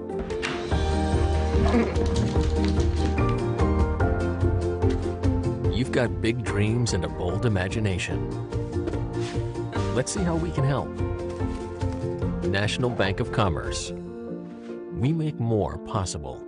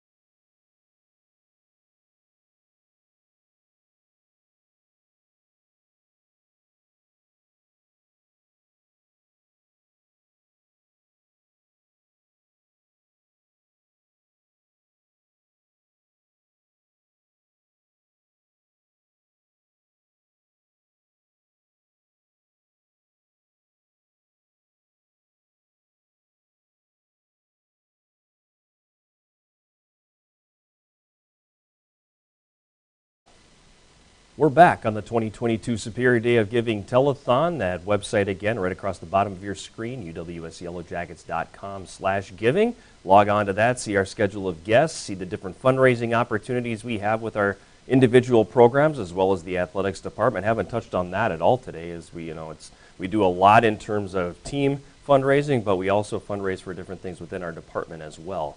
And the all more important thing is the link at the bottom or the button. Go ahead and click on the Give Now and select the program you'd like to donate to, and that donation, every penny of it goes to benefit our student athletes here at UW Superior and the experience they have as Yellowjackets over the course of their 4-year careers. And Lynn Diedrich, the Yellowjacket volleyball coach, is with us, and she is thinking, yes, hit that button and make a large donation to Yellowjacket volleyball. Yeah, we'd really appreciate any donation that you would be willing to give to us today to our program. And again, we're thankful for any amount that you would be willing to give. A lot happens over the course of 9 months in the academic year, and Matt kind of made the reference that, well, you're an indoor sport, so you're not having to endure the certain things. That's a recurring theme so far because we had all the spring coaches. Yeah, all the spring coaches have been in, so we've had to talk a lot about. We've talked a lot about weather. What's going on outside right now? Snow on April 26th. Well, fall sport. No, I got to dig back into the recesses of the mind and try to think about what happened last fall. So to help me, to help the viewers and everything, let's talk a little bit about the 2021 season for you and the first season coming out of COVID and everything. Yeah, no, it was certainly different, coming out of COVID and things like that. We did have a fun season. I think we had a great year. We did some team building and things like that, and we really looked for different opportunities. We had a tough schedule. We came out and played strong within the conference. We finished tied for second, and overall had some great dates. We did have some kind of abnormal injuries and things. We had a couple of 3 concussions last year, and I don't know if that was because of the COVID or what, but in my 20 years here at the university, I've only had one prior to that, so that I don't know. I can maybe point it at COVID, but and then we had a couple of other untimely injuries, but then that gave other student athletes opportunities to jump on the court and see what they could do, and we really saw some great things happening within our players and growth in that experience, and that's what you can expect as a coach, I guess. I think when we're talking about concussions, you obviously think football, which we don't have here. I think hockey. I think soccer. Even basketball to a certain point. I don't think volleyball is a concussion sport, so that's kind of strange that when you say you had 3, and it's been an injury-filled year, though. I mean, talk to Coach McKenna about his season, and his team was a steady stream of players going into the training room and everything. So it might have just been something in the air this year that caused you to have some of those fluke injuries and those concussions and everything. Yeah, I mean, and there was actually a couple of weird ones, going after a ball, going hard after a ball, hit your chin on the ground, you have a concussion, or a ball being thrown to another person, didn't go directly to them and hits the floor and hits you in the face, and all of a sudden you got a concussion. It's like, whoa, what are these things happening? And it was just strange, like you say. I'm actually surprised in volleyball that there aren't more concussions, considering the speed at which the sport is played. Because you've got a lot of, and I can say this from a broadcasting standpoint, there's a lot of things happening on a given play in volleyball on a given point. I mean, you can go back and forth, especially on a long rally. I mean, because sometimes you get out of system, things break down a little bit, people are scrambling a little bit, and I always feel like there's that possibility of a couple players hitting heads, going for a ball, or possibly taking one off the face, on a swing where maybe they didn't close their block or something. Because I mean, those kind of things, I think the probability of those things happening probably goes up a bit in a situation where you get out of system. Mm-hmm. So I'm kind of surprised actually that there aren't more, but I guess it caught up with you guys this year. But like you said, it's one of those sports where things happen so quickly, and you can definitely see a concussion happening, especially if you're diving for a ball or like I said, athletes coming together. Unfortunately, sometimes they're running into each other on the block, or they're making a dive toward the table, or whatever it may be. So. I guess it's encouraging, though, that even with the injuries, you guys were able to play through it and get some other players on the court, and they were able to contribute as well. Yeah, no, that was the best part. So, not a large senior class either this year, so you're going to have a bulk of your team coming back now for the fall of 2022. So that should spell pretty good things for the program. Yeah, absolutely. We did graduate too, and we did have one super senior that came back and took advantage of that 5th-year NCAA waiver program, which was really phenomenal for anyone in athletics that is able to do that. And as far as moving forward, we've got a great core of student athletes returning, and we're just excited about the upcoming season and things. And we're coming off of the spring season, which is our non-traditional season, where we had an opportunity to practice with our players for those 15 days and then compete at a high-level competition. Our play date this year was at UMD, and we played, the Division II schools, and we saw that they play at a faster pace than we do, which is great to see, but it also allowed us to compete at a high level and kind of show us where we are right now and what we need to continue to work on. You brought up the 5th year, and I'm glad you kind of touched on that, because it's one of those things I guess I kind of put out of sight, out of mind sometimes. But your other role in the department is compliance. What kind of a nightmare has that created for you? Because there's a lot more to keep track of now with the 5th year that any student athlete has the ability to use. Yeah, I think both Nick and I, as the athletic director, and myself in compliance, have come up with a really good system of tracking, and that has allowed us to really track on all of our students moving forward in the next 4 years, to be honest, with their seasons of participation and their terms of attendance. And so I would highly recommend that anybody that wants to take advantage of that to certainly do so, because it's a once-in-a-lifetime experience to be a college athlete. And as far as that piece, yeah, it has added some paperwork and things like that, but I think we have a good system in place right now. I want to you talked about experience. Great segue, the once-in-a-lifetime experience. fundraising needs for you this coming year. You're looking at taking a trip to Colorado, so talk a little bit about that. Yeah, so it's been, I think since 2014 was our last trip to Colorado, and it was a great experience for our student athletes then, and I would believe that moving forward it's going to be a great experience for our kids in the upcoming season. It's really just that opportunity to team bond and to build some relationships and to, have fun, play high competition outside of the region and things like that, and just fun to get away, and Colorado is just one of those areas that for me as a head coach, I've taken teams where we've flown. I've taken teams on bus trips as far as Texas. This one is going to be a bus trip, which I'm super excited about because it takes a lot of pressure off of me, planning with the tickets and everything. And then even when you get someplace like Texas, somebody has to get you from the airport to the hotel to the gym, and I am a white knuckler driver, and so you're still responsible for those kids. So hopping on a bus, kind of taking all that pressure off of you as a coach, and still having those opportunities to bond while you're doing that is just it's still a fun experience for our kids, and I'm really looking forward to it, knowing that we've done this before and how kids have come out and really just been grateful. It's your first competition of the year too. I mean, that's your opening weekend, so it's a fun way to start the year. Absolutely, and we're not missing classes, so we get to do a few extra things on the outside, have a good team meal, do some sightseeing and things like that. We do have some things planned. I have some connections with John Kessel, who is the 30-year member of the AVCA and the Paralympics at the Olympics housing down in Colorado Springs, so we plan to go there. I also have some other connections with the naval base and stuff like that, so we've had opportunities to tour those places and things. Visit the zoo if you call that something fun, but I don't know how many of our players have had opportunities to feed the giraffes, if that's something that you might want to do, but I have, and it's really kind of fun. So it's a very cool part of that. I have been to that zoo and I have done that, and it's amazing. It's an amazing experience. I mean, just to be able to see giraffes in person. If you've never seen a giraffe in person, it's incredible because they are so tall and they have a tongue that comes out to about here. Yeah. And I mean, it's amazing how long their tongues are. It's like, I forget what they say how long it is. It's like 24 inches, or I think, or 36 inches. It's some crazy number like that. But yeah, it's a fun little thing. I did partake in that. It is interesting, and the giraffes really seem to enjoy it as well. So it's food. It's food. I mean, they're eating, and so that's very cool.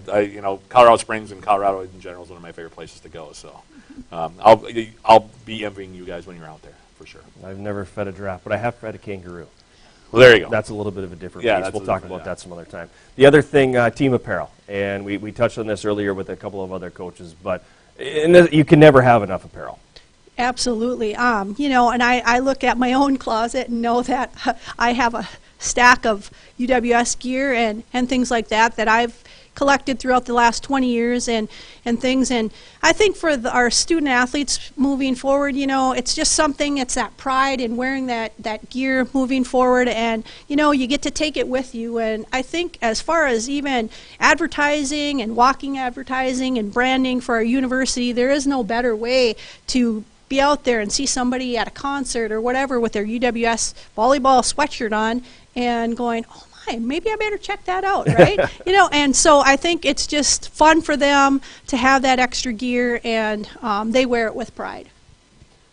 UWSYellowjackets.com/giving is the website. Log on now and make a donation to the program of your choice, including Yellowjacket Volleyball. And Coach Diedrich, thanks for stopping by. Yeah, thank you. We're going to take a break. We'll come back with more of the 2022 Superior Day of Giving Telethon right after this.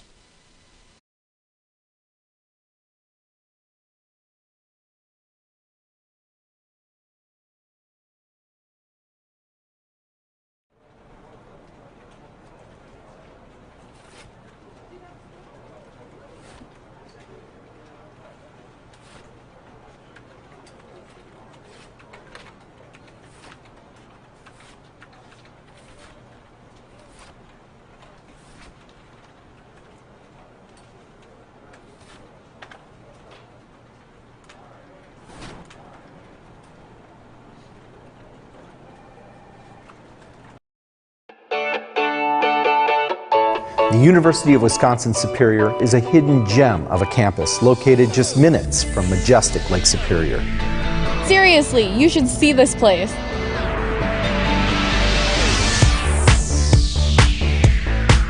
Check out the architecture.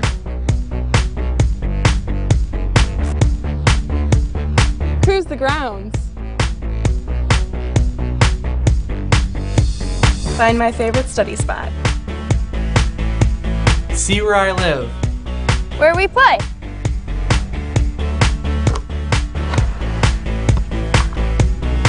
Where we perform. Come and see where I am preparing to make a real impact on people's lives. Visit a vibrant, multicultural, liberal arts university. Check out over 60 program offerings. See why we are a leader in undergraduate research.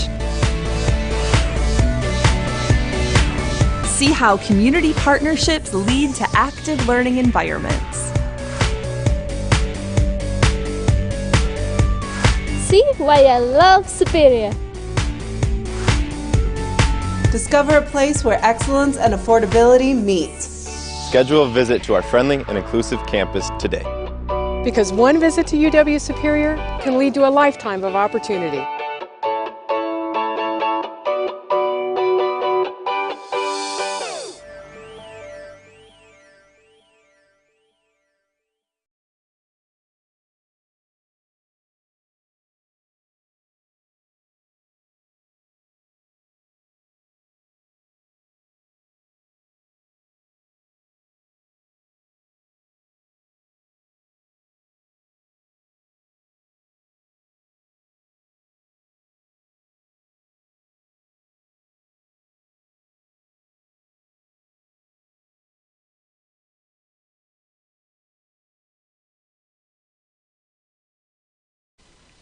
We're back in the 2022 Superior Day of Giving Telethon here on the iFan Sports Network, about an hour and a half into today's show, and happy to announce that we have crossed the $20,000 mark for the day so far. So the day technically starting at midnight, but our program starting around 9 o'clock, and in those 10 and a half hours that we've done so far, we've crossed the $20,000 mark and had a few things funded now for the individual teams. So exciting, things are working. We thank everybody for their generosity and making an impact on the student athletes here at UW Superior. And if you've kind of been wavering on doing that so far, no time like the present to click that Give Now button on the page that you see at the bottom of your screen and make a donation to any of our programs here at UW Superior. We are joined now by Yellowjacket golf coach Paul Eberhardt, and the golf season seems like a century ago. I mean, October was such a long time ago, and it's been tough getting those events in here in the spring. Another spring coach, so yeah. we've got some problems getting the events in the spring. But at any rate, let's go back to the fall and talk a little bit about the season, because it's the most unique season in my mind. It's a mad dash through about the first 6 weeks of the academic year. It feels like you're playing every single day, and then it's just done for about 6 months. Yeah, for sure, and that's. I mean, it is a very unique season. We play literally every weekend for 6 weeks, and then you play, at least typically once during the week. So you're playing, 15 or 16 events typically, or rounds, I should say, not events, but rounds during that time frame. And then you have the conference championships, and then, it's done. And it's, okay, well, you're on hiatus for 6 months, and then because the NCAA views golf as a spring sport, and so the NCAA championships and other things are in the spring. So I shouldn't say most, but the southern half of the United States plays their majority of their schedule in the spring, where the northern half plays the majority of their events in the fall. So it's, clearly, I think, an advantage for the southern schools as they gear up towards the national tournament. But for us, obviously the weather is better in the fall for us to get in rounds. So it makes sense that it's a fall sport for us. Talk a little bit about the season last fall. Okay, so the men coming off 3 straight conference titles. We had a decent fall. We lost our probably two of the best players in UMAC golf history had graduated, and so young roster really that was trying to find sort of their niche and their place. And we ended up finishing third at the UMAC Championships with Bethany Lutheran came out and went 19 shots better than their best of the season in the first day of the UMAC title. And so we dug ourselves a, I think, 7-shot or 8-shot hole after the first day. We actually lost another stroke the next day because we didn't play well, and then we bounced back the third day and ended up losing to Bethany by 7, I think, for the conference title. So we ended up the conference this year was, I think, more balanced than it's been on the men's side, and I think that's good for the league that we're more balanced, that everybody's got a chance to get in the mix. I expect sort of the same thing this next year. Bethany loses a couple of their key guys, and North Central will have a new coach, and a couple of their guys I think are gone as well. So it'll be interesting. I think we've got a chance to bounce back. The guys are eager and hungry to play, and so I think we'll have a good opportunity to reestablish ourselves moving into the fall of 22, I guess it would be. On the women's side, still work in progress. I hate to say that, but it is, with trying to take that next step. We've finished third as well on the women's side in the conference tournament. Have yet to sort of take that next step, which I think is part of some of our desire is to get into the maybe make that next step with the women's team. And I think that recruitment is a big part of that, which we've been trying like crazy there. That's the part that is, at some level, I think, I hate to say this, but COVID put a damper on it because a lot of kids lost a season in there. And so those that weren't all in on golf basically decided to do other things, and so there's the number of players out there on the women's side to be able to go pick from as there is on the guys' side. So it's a little bit more challenging recruitment wise, but it's something that we're working at, and we'll have a couple new girls coming in this fall, and we're excited about them, and I think hopefully we'll see what happens. It's such a unique setup for golf, and we've kind of belabored the point, but it's you throw COVID into the mix, and then it's a whole new ball game, a whole new logistical problem. But having a truly almost split season, where you have that break in between. I mean, we've talked about this when we've done our podcast, Eye of the Swarm. But man, I mean, trying to keep everybody focused for that entire time, because, like you said, you've got about 6, 7, 8 weeks in the fall where you're playing all of your meets. You're trying to win the conference and then qualify, and then you've got 6 months where you're basically kind of idle, basically. I mean, unless people are going out and hitting at the range, or getting some work on putting greens on indoor courses or whatever it is. And then you're back again, and then you have a couple of meets maybe to get yourself sharpened up, and then you have to go to the NCAA tournament if you win the conference. So it's a really strange kind of look, isn't it? I mean, it's very different from anything else that you see typically in any D3 sport, isn't it? Yeah, in reality, I mean, if we were at a different level, because at the D3 level, we are limited on contact with our players in the off season, and so it would be, in my opinion, completely different if we had contact that we could have with our players in the off season, because then all of a sudden now you can get in and work with someone in a range, and you can schedule individual sessions and those types of things.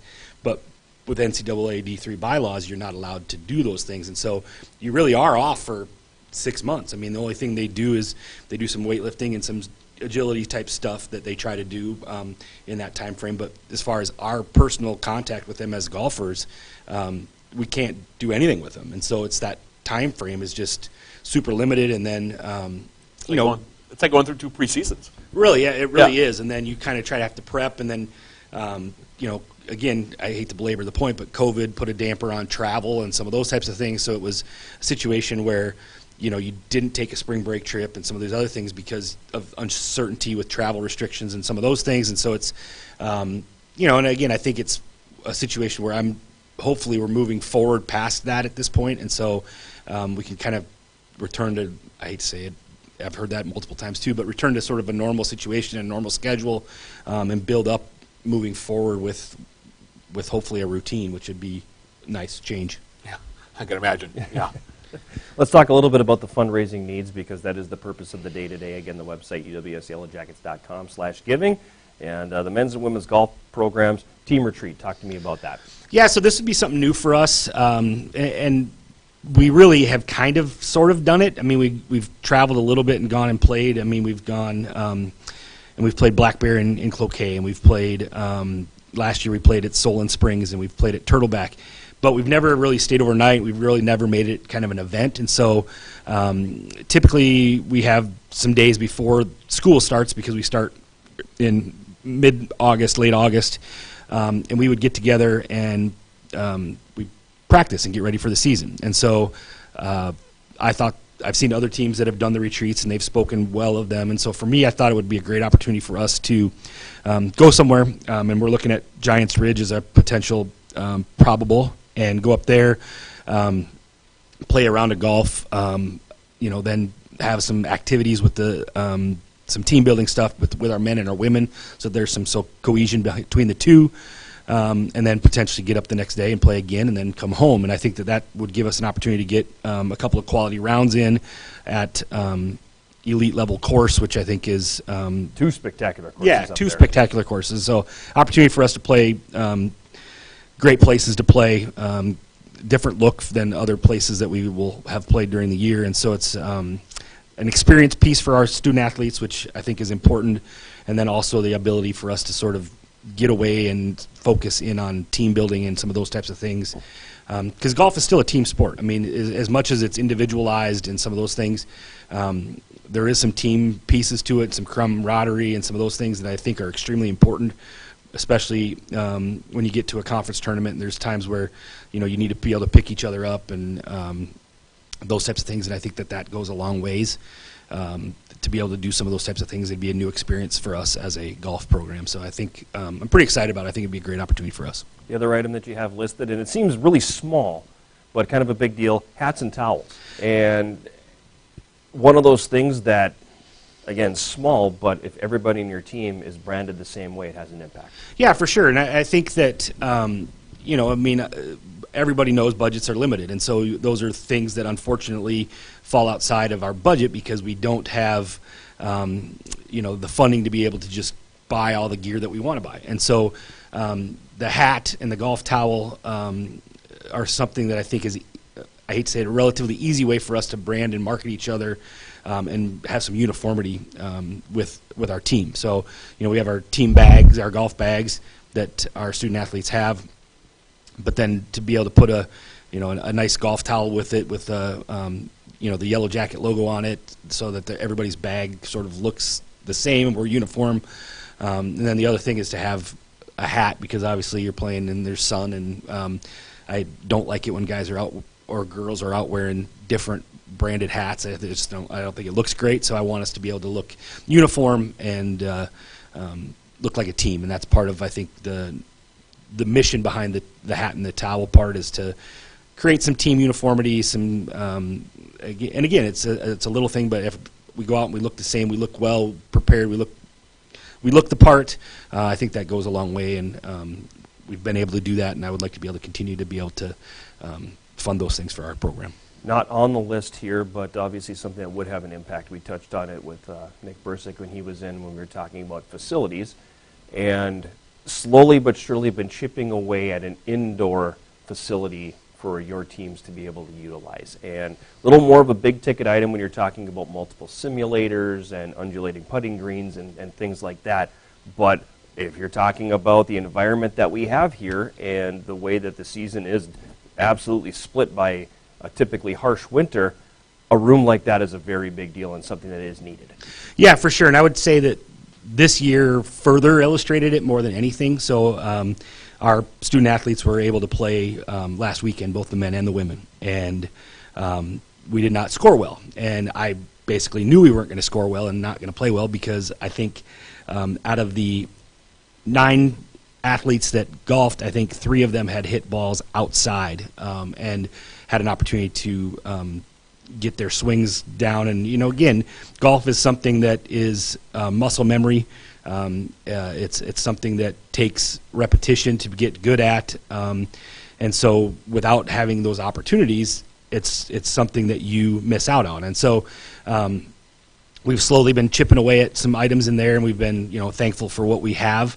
But when you start looking at trying to take that next step and compete at a high level, that's important. And other schools in our conference are doing these and making headway with their stuff. And I don't want us to get left behind on some of that things. And that's part where it would be reality. It's a difference maker from a recruitment standpoint, being able to bring a kid on campus and show them our indoor facilities, because kids from this area know that we're limited on our outdoor time frame.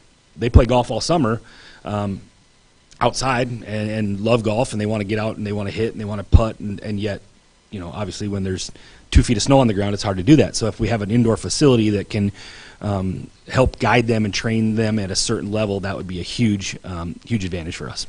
UWSYellowjackets.com/giving is the website. Make a donation to support the Yellowjacket men's and women's golf programs. And if you got a little bit more that you're sitting on that's burning a hole in your back pocket, feel free to make a larger donation to help out that indoor facility. Coach Eberhard, thanks for coming by. Yeah, thank you. I appreciate all the help and support from everyone in the past. We will take a break and come back with more of our 2022 Superior Day of Giving Telethon on the iFan Sports Network right after this.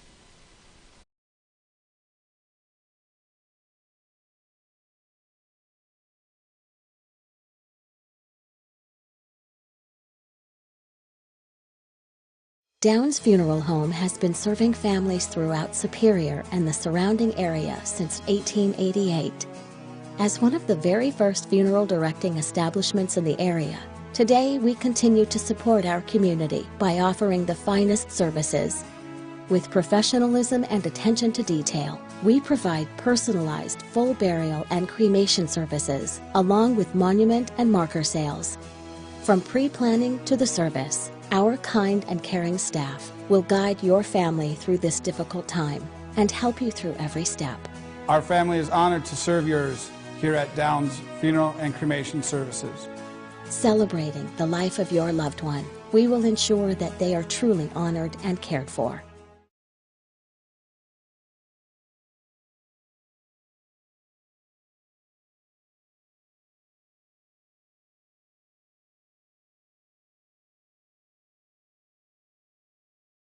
Anyone who's had our chicken knows it's plump and juicy. What they may not know is that it's also 100% natural. All our chickens are certified, humanely raised, no antibiotics, on a high-quality diet of soy and grain. Why are they called tenders? They're called tenders because they come from the tenderloin of the breast, hand-trimmed just for colors. It's not a strip or a finger, it is the true tenderloin. I'll put our chicken tenders up against anybody's. That's like my Granny Franklin used to make. That's outstanding, Craig. Welcome to Delicious.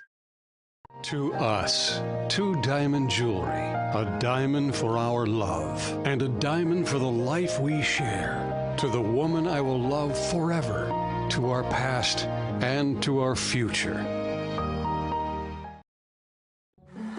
Yay! Here you go, sweetheart. It's your first savings account. A savings account? Imagine the possibilities. Oh, no. But I really wanted a basketball. You may dribble me. Imagining a bright future? Let's see how we can help. National Bank of Commerce. We make more possible.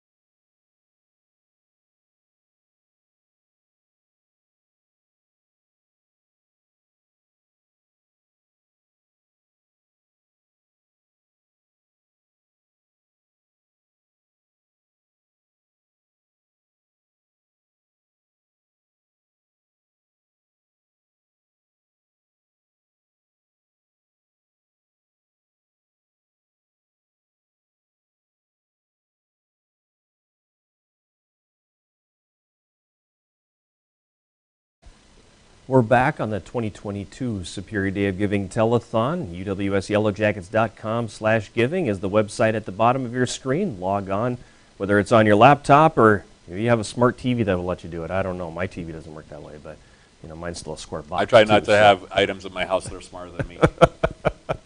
At any rate, go ahead and hit that link and see the fundraising opportunities we have for our programs today. And at the bottom, you will see a button that says Give Now. Go ahead, log on, and make a donation to any of our Yellowjacket sports programs. And speaking of programs, the busiest man in sports here, coaching never ends for this guy, Glenn Drexler. I like how you do it. So what programs are you with? Got a couple minutes. Here we go. Glenn Drexler, University of Wisconsin Superior, men's cross country, men's indoor track and field, men's outdoor track and field. UW Superior, women's cross country, women's indoor track and field, and women's outdoor track and field. Is that all on one business card? You have? I got multiple? 3, 4 that just keep flipping out as you go along. Yeah, other than that, he doesn't do much. Not at all. So let's talk a little bit here about the seasons. I guess the easiest thing to do is let's backtrack to fall and kind of work our way up to the present day, and let's go back to cross country. A season or a program that didn't have a season a couple of years ago because of COVID. So getting back into action last fall. Yeah, it was just great to be. I've said it, and you guys have heard this. Getting back on the bus made it real again, and that was special. Man, it was just great to be back on the bus and start to do the things that we had been doing. Prior to COVID, so that was made it back to normal a little bit. So yeah, it was great to be able to come compete and get on the road and stay in some hotels, do the things that we do, and ultimately the team just did well coming back. So that was fun to be a part of it again. Yeah, and the men winning another conference championship for you, the women moving up that ladder again a little bit. So all in all, a successful season for the men's and women's cross country teams, and then that carries over almost immediately into indoor track and field, because it seems like you have nationals 2 weeks later. There's the first indoor track meet of the year too. Yeah, we just keep rolling, and from the last meet for us, which this year was the regional meet in late November. The very next weekend's Thanksgiving, and then boom, we're competing indoor the following into first weekend of December. So just bang bang, and we keep going. Those distance crew, try to give them some time off, but really they just keep going continuously, like I do. So it's fun to just keep rolling. The indoor season, another championship there, so the program just keeps rolling along. Yeah, I mean, yeah. I was about to say it's 2 conference titles and counting now for the year. Right. Yeah. Well, and that doesn't go with a lot of hard work. I mean, these guys and gals are just working their tails off, and then working to stay healthy and do all the things we need to do. So yeah, it's obviously a lot of work involved, but very proud with our athletes, with what they're accomplishing, on a regular basis. I mean, for the women's side, I used to give them a goal for that indoor championship to hit 100 points. If we could do that, we'd be in a good place. And they rose to that occasion. I mean, really, we probably shouldn't have been at 100 points, but they exceeded that, which was awesome. And that just shows you that they want more too. Now we just got to find a couple people to back them up to help get over that hump to win a championship for them too. Let's talk a little bit too about the thrower. You got a pretty special thrower once again, and it seems like he's just the next in line of the very, very elite throwers that you've been able to have here. Yeah, we were lucky to get Gage Stankowitz. He's just been awesome. He's such a great student of the sport. Comes from a long line of a throwing family. His grandpa, Bill Hudspeth, is one of our Hall of Famers with the discus and former football player, etc. But just great, lineage. And then his would be his cousin, I guess it would be, Faustin Wirtz, another national qualifier for us. His mom was a great high school thrower and everything. So uncle was threw for the U of M. I mean, just bang, there's just so many throwers in that family. And he's going to probably be the best of all of them, and it's going to be fun to watch. He's basically been born to throw. He's absolutely. For it. Yeah, absolutely. And that's the fun part too, is that while we continue to push him with the things that we're doing here, it's nice to have Grandpa's still he's still helping him learn more and more each day. So he goes home for Easter, and they're watching film. So it never ends. And it's great. I think it's awesome. With 6 teams, though, I mean, you've got a lot of need, obviously, and it is a fundraising day, as you've mentioned several times. So let's talk a little bit about some of these asks that you have for your different programs. The team retreat for the men's and women's cross-country program, and we see a lot of our teams going down the retreat road now because they understand the importance of the team-building aspect, especially early in the year. And you're sort of the founding father of the team retreat. So talk to me a little bit about the importance of it. Yeah, I mean, we got to, as you say, I mean, it's foundation. It's what builds a team, and we need to be able to do those kind of things to kind of build the culture that we want to have. And so we work hard with those retreats to kind of learn what we're each about as individuals, as a group, etc. And that's where we learn how to lean on each other, because when push comes to shove, when it gets to championship time, we're tired, we're beat up, and for you to be able to lean on your teammates to help support you through those tough times, that's what it's about, and that's where it all begins, is those retreats and camps. So yeah, something definitely we like to work hard on. And safety gear. Obviously, very, very important. Yeah. There is more equipment needed than a pair of shoes when it comes to cross-country running, so safety gear important. Yeah, I mean, we, starting early October, when that daylight savings changes, our colors are black and yellow, but unfortunately, there's not a lot of yellow apparel out there for us, so especially warm, gear. So we're wearing black jackets in the middle of the night, and it's just not good, so we got to get some stuff for the cars to see us, the drivers to see us out there on the roads. So we get some safety vests and some safety lights and things like that to help us protect us. It's not uncommon to see them out running 5:30, 6 o'clock in the morning. It's dark then. Morning, night, yeah, they're out there all the time, and that's what makes them great, So they're uber, dedicated to their craft and what they do. So yeah, whether it's 5 in the morning or 6 p.m. at night in darkness, so they're out there doing it. On the track and field side now, netting for the throwing cages. Yeah, so that's what we're trying to shoot for, and if everybody knows what springs are like, in the upper Midwest. We talked about it a lot today already. I'm sure, and to be able to, for us to be able to have to wait to get out and throw a hammer or wait to get out and throw a javelin until end of April, beginning of May, well, the season's done, so we need to get ahead of that game a little bit. And with the quality of the throwers we've had over the course of 20 some years, we need to give them a chance. We know we've got good throwers. Now let's let them do what they do. The minute they're able to compete, I want them to be able to release, instead of being the first time they release is in a competition. That's frightening, So, and I've said that to a lot of different people. But we need to be able to get ahead a little bit, and we're starting to see more of these release nettings around the region. The U of M has a really cool setup, and we kind of like what they did. We're not the U of M, but we'd like to see what we can pull off, and so we're going to try to find some ways to be able to find some netting that will help us do those things. And then the last thing, championship meals. Yeah, and that comes back to the same type of concept as our team camps and our retreats. It's just team bonding, So before a championship event, we'll have a team meal, and that kind of, culminates that season into our championship, to be able to say, hey, we're going to come together now and be a team again. And throughout the season, we're kind of all over the place with different events and different stuff. But when we come together for a meal as a team, that reminds us of where we need to be. One thing more I want to touch on before we let you go, Glenn.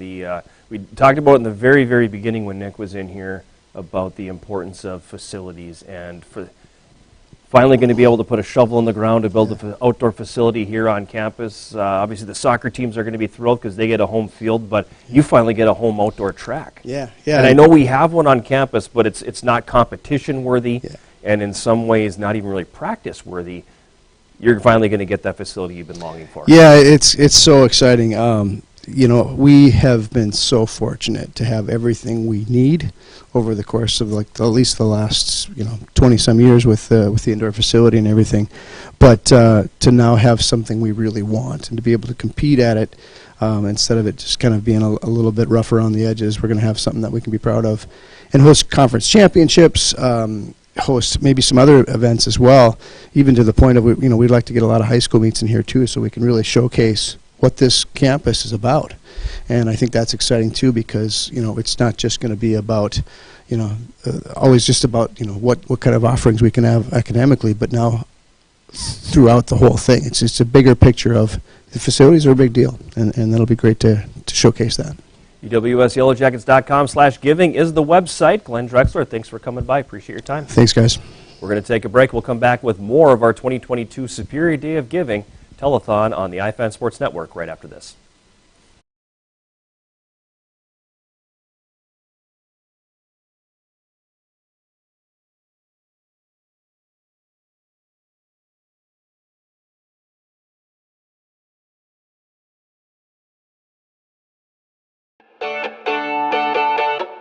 The University of Wisconsin-Superior is a hidden gem of a campus located just minutes from majestic Lake Superior.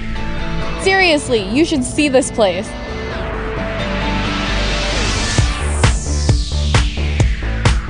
Check out the architecture.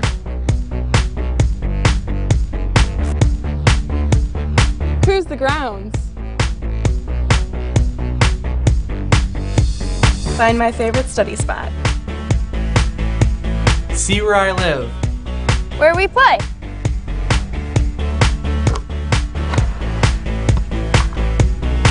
Where we perform. Come and see where I am preparing to make a real impact on people's lives. Visit a vibrant, multicultural, liberal arts university. Check out over 60 program offerings. See why we are a leader in undergraduate research. See how community partnerships lead to active learning environments.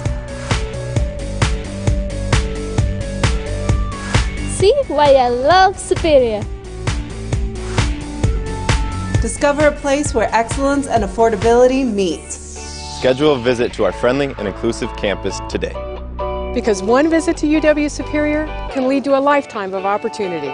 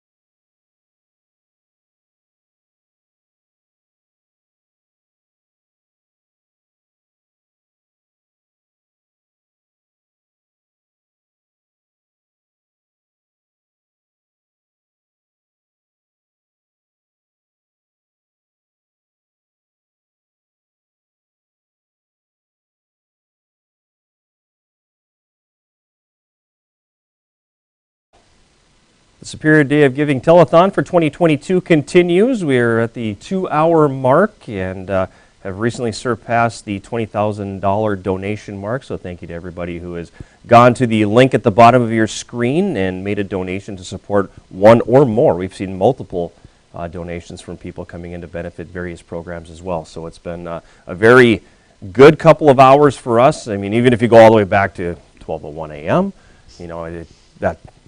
it all hasn't come in the last 2 hours. It goes back to 12:01. But at any rate, we've done very, very well so far today.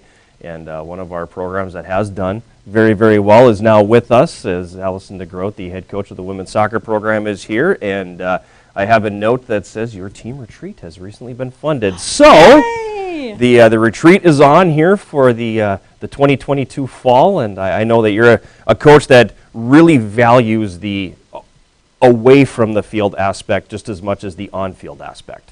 Yeah, absolutely. That team retreat is so key, especially since we do it at the very beginning of our preseason. So it's a time where they're able to get on the lake, go play yard games, just be together. We're all in one cabin, in different rooms in one cabin, and we're just forced to get to know each other. And with a big recruiting class coming in next year, that team bonding experience is going to be key to our success on the field.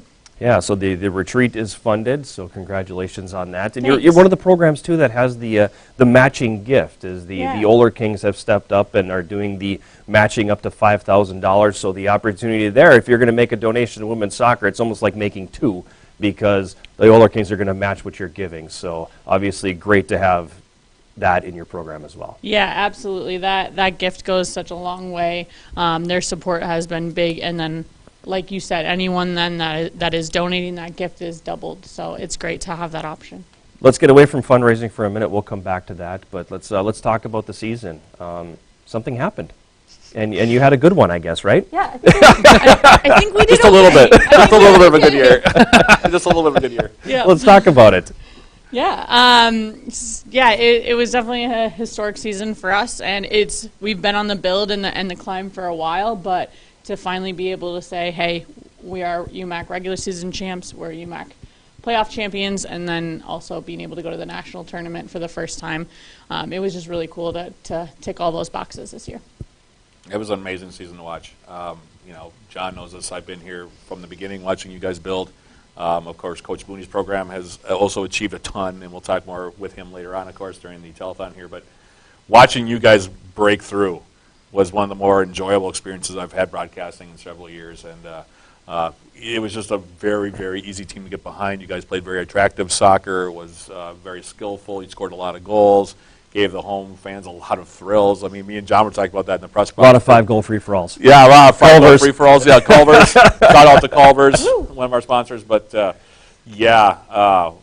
me, being a soccer guy as well, having a soccer/basketball background, it was just really enjoyable to watch. And a lot of those players are coming back next year. So it's going to be a fun fall coming up. And I'm not surprised at all that the retreat got funded, just because anybody that's ever met the individual sitting to my left, her program and she are definitely worth it. So it's been really fun to watch, and it was, like I said, I just put a big smile on my face every time I talk about it. Thanks, Matt. And but you've come such a long way, and it's been obviously it's hard work. It's been very methodical, but it's come a long way from the first time you put the key in the door and turned on the lights here. Yeah. When I got here, we were 1-16 in my first season here. I think we had 4 wins. This year, 18. So yeah, it has come a long way, and I really attribute that when I think back. I really attribute that to when I was in my interview for this institution, trying to decide, am I going to be offered the job, and then is this a program I want to coach in? The players that were already here before I arrived said, we know we can be more successful. We want to be pushed. We want to work hard. So that was already here. And then it was continuing that momentum, continuing that mentality, and recruiting players that already believed in those things, and knowing we had that foundation and that was something we could build on. I think that really was key to our success. So, whether I got to coach a player for a year or I got to coach them for all 4 years now, the players that came really laid that groundwork. And you talk about a big recruiting class too, so Yeah. you're experiencing depth that we've never experienced here. Correct. But the benefit comes in the practice, because you can actually have a legitimate practice game situation in practice. Yep. Yeah, that is actually something that is often overlooked. Playing 11 versus 11 in your training environment is really crucial to learning the tactics of the game and coming up with a true strategy of how we're going to attack, how we're going to defend, how we're going to pressure, how we're going to contain. So us having a recruiting class of 12 coming in next year, knowing that every single practice we can play 11 versus 11 is really big to our tactical development. How do you think your team is going to handle the bullseye? Coach Fracker talked about when they were picked to finish third in the UMAC this year, she kind of liked being able to have that underdog position. Your team is going to have expectations now. Your team is going to have a bullseye now. How are you going to handle that? I got to say, Garver, during the preseason poll last year when we got picked first, people were coming by and saying congratulations, and I was like, for what? No! We did 0 things. We've done nothing yet. We haven't won a game. We haven't done anything. Stop it.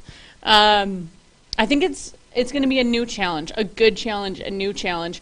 I think for so long we've just always been the underdog. I fed off the underdog mentality. I think our players fed off the underdog mentality.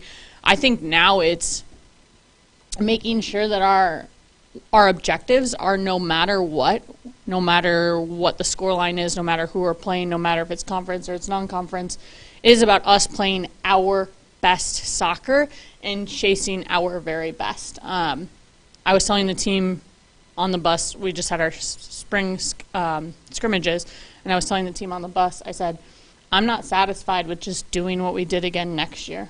I want to win the first round in the national tournament. I want to go to the Sweet 16, and I believe that this is a program that can do it, but it's going to take more work, and we're going to have to grind even harder. Let's talk a little bit about the fundraising piece now. The team retreat, as you mentioned, has been funded. A couple of other pieces that you have in here. One, kind of interesting, sports psychology. Yeah. Talk about that. Nobody's ever crossed this path on the Day of Giving before, so talk about the sports psychology piece. This is interesting. Yeah, so my background is in psychology and sociology, and my players are like, Coach, well, you can just do it. And I'm like, yeah, I can, but like my head's in 900 different places. And also, I have a BA from 2010. So just knowing that, so Zach Harwith, who is an alum of the men's program, has come and spoke with our team before, and he talked to us about self-identification and finding your values and living out your values and what those look like on the pitch and off the pitch. He's also talking about coming up here and giving conversations about self-talk and negative self-talk, positive self-talk, and the influence and outcomes that can be created around that, talking about grit. And all those pieces, I'm going to steal this from Joe Mooney, but he always talks about, there's 3 pillars to performance, and it's your actual craft, so the game of soccer for us, your physical ability, and then the mental side of performance. And so making sure that we truly, in our season, are hitting all 3 pillars and doing it the best way possible. I think that's key to us hitting our true potential. Well, I feel like that's been a big pillar of the program from the start. Yeah. And, we're living in a time right now where sports psychology and psychology in general is really at the forefront of a lot of what we do as Americans, not just in sports, but in our everyday lives. And I think that's, it's been talked about in the past that it's kind of been an overlooked part of being an athlete is the pressure, and sometimes it's difficult, and that sports psychology now has come a long way because athletes are starting to come forward and say, look, it's tough. Mm-hmm. Like there are times where we get down, even when things are going well, where things are not going well. So, it's actually kind of, for me, it makes me feel kind of gratified at a certain point that you brought that up as a fundraising piece, because it's a huge part, for those of you who don't know, it's a huge part of every athlete's experience. That they have to feel their best or as good as they can, and they have to feel like they're supported and that the people are there in their corner for them to perform well on the field or in competition. So that's really cool. I think that's a really neat thing that you're doing with the fundraising for today.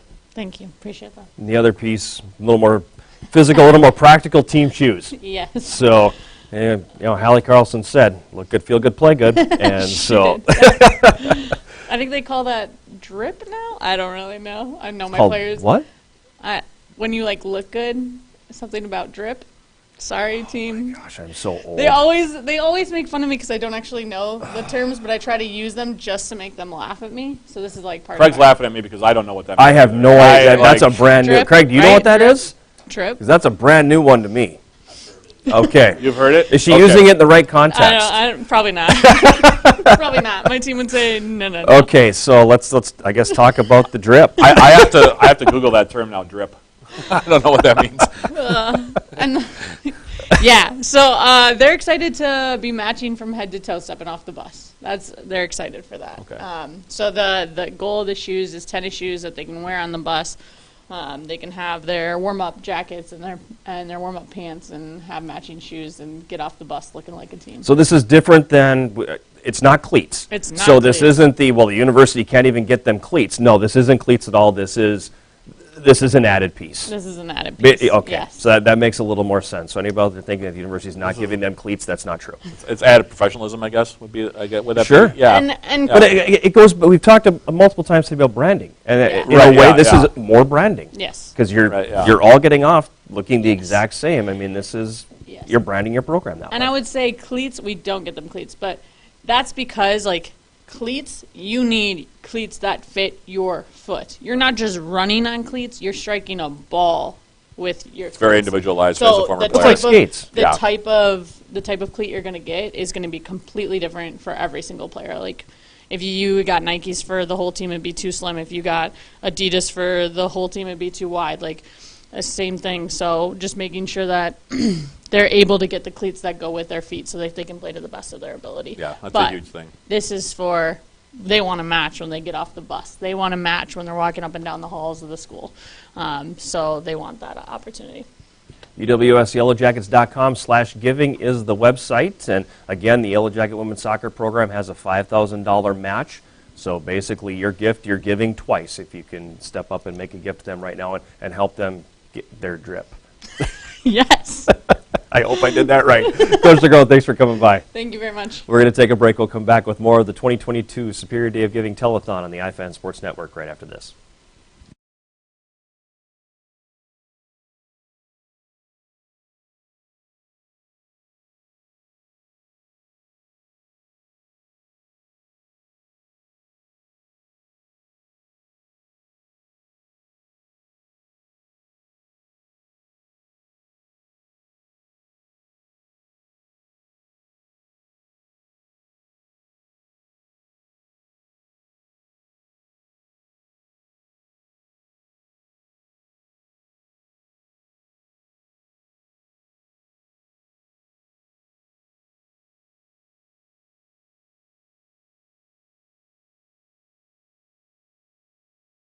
Good boy. You're such a good boy. I think it's time we got a dog. But my landlord won't let me have pets. I've got an idea about that, too.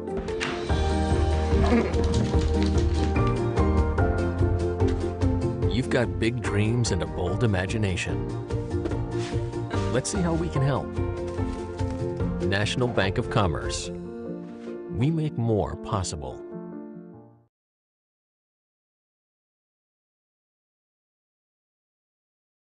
If you smell a rotten egg odor inside or outside your home, it could be a sign of a gas leak. Don't panic. Leave the premises immediately and call Superior Water, Light and Power. A trained SWLMP technician will be dispatched to the location to inspect for a possible leak. Natural gas has an excellent safety record, but leaks are possible either accidental or by misuse. A safety message from Superior Water, Light and Power, an elite company. Great service, even better, at swlp.com and on Facebook.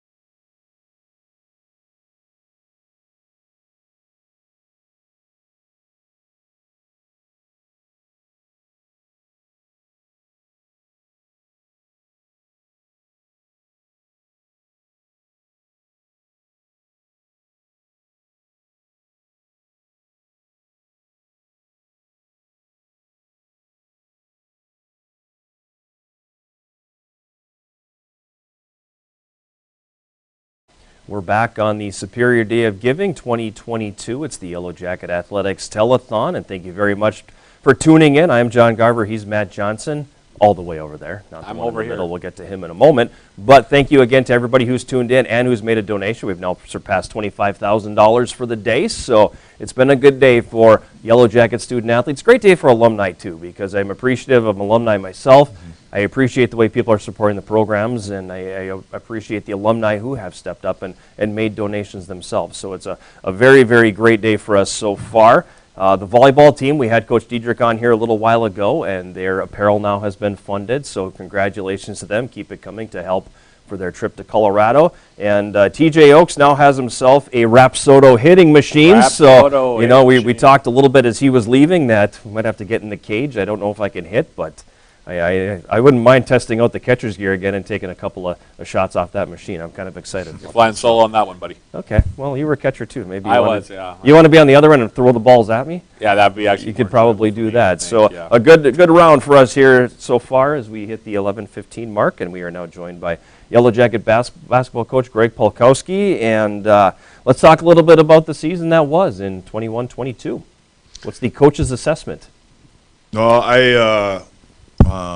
coach's assessment, I'm kind of, that's in the rearview mirror a little bit moving forward. It's not that long ago, but at the same time, a lot has happened since now and then. And, yeah, looking forward, but I think there was a lot to be gained from that, just from a growth standpoint, from an experience standpoint.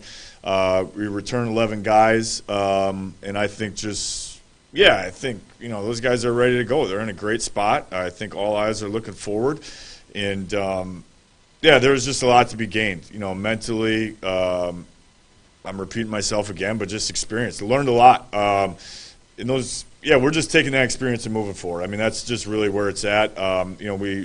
I think, just to be fair, it was maybe a little bit of an up and down year. I think there was a number of good wins there and a number of close losses that I think, were a matter of a few possessions. I think there was 8 games in single digit, unfortunately, deficits that, it would be very easy to be on the other side of it, and I think that's why we're just looking forward. And guys are very locked in right now. Obviously, we're not on the floor anymore or whatnot, but you can just tell the demeanor and the attitude is looking forward, and that's what we need. It doesn't need to come from me right now. I think if it's led by them, that's where we want to be, and that's where we are right now. So that's our mindset right now. You had a young team too, and it's because of the previous season with so few games getting in. You had guys who hadn't played much in 2 years, so it took time for them to get used to the college game a little bit, didn't it? Yeah, I think so. I think it's just different experiences. I think it's, guys' bodies going through the course of 26, 27, 28 games. Guys just being within our program for that much longer now. It all... I think in athletics, it's not just one thing. It's not just, you have to make shots or you have to rebound. It's all kinds of things, and much of that is on the floor, but much of it's off the floor too. And I think it's, when you return those guys and when guys, what you have coming back. It's not a guessing game. There's a lot of power in that, and I think. That's where our confidence is at in our mindset. So we're just looking forward to continuing day by day preparation for moving forward into the next fall and winter. You can definitely see the team. I think they started out pretty strong from my assessment. Watching them play at the beginning, and then hit a bit of a lull there in the middle where I think everybody's legs got a little bit heavy. Guys were a little bit tired mentally and physically. But then the most encouraging thing for me to see, being your radio voice, was to see the team really start to improve the last about week or two, start putting together some really good games at the end of the year. So that, I think, would serve as a nice springboard heading into 22-23 for you guys, just because, to seeing that maturity process a little bit there and the young guys kind of find their legs again at the end of the year, that's an encouraging sign going forward. Yeah, no, I think... to go back into it more specifically, I know I was kind of speaking pretty in general to John there, but I think if you look at those last few weeks of the year, I mean, you saw guys like, Andrew Cornelius, play a bigger role. Reed Johnson had logged a lot of time, both those guys as freshmen. TJ Moberg as a sophomore, really built that up over time. You saw Joseph Fahrenholtz, really kind of be the guy that we've, always, I don't want to say hoped, but expected and have confidence that we know he can be over time. Javon Walker, I thought, was very consistent, but really, I think all those guys, and I'm, Eli Vogel, played in 26 games for us, and I'm missing others that, they're in position now with that experience gained to just take steps forward. And you saw that in the last couple of weeks. You look at those last couple of weeks when I thought we did play well. It was not because of, person A or B leading us at the front. It was really a true team effort. And a lot of guys that, honestly, were coming off the bench, too. Other guys like Kyle Bilodeau, and I'm missing names. I'm not highlighting, one or the other, but it was totally a group effort. And I thought that was a large reason why, I thought we were playing better at the end of the year. And back to what John was discussing, that's what we're returning. So that's what we're looking forward to. That's where we left off. So we're building off that and rolling with that. So. Absolutely. How was the event in Las Vegas? Yeah, it was great. It was great. I don't think it can really be replicated. I think, from an alumni standpoint, which a lot of is also connected with today's event, to obviously play in two very competitive games. I thought we played pretty well out there. One being a single-digit loss, and the other a close win against a quality opponent. I thought it was very good. And just, you get away, you get out of your daily routine, you get into a different environment.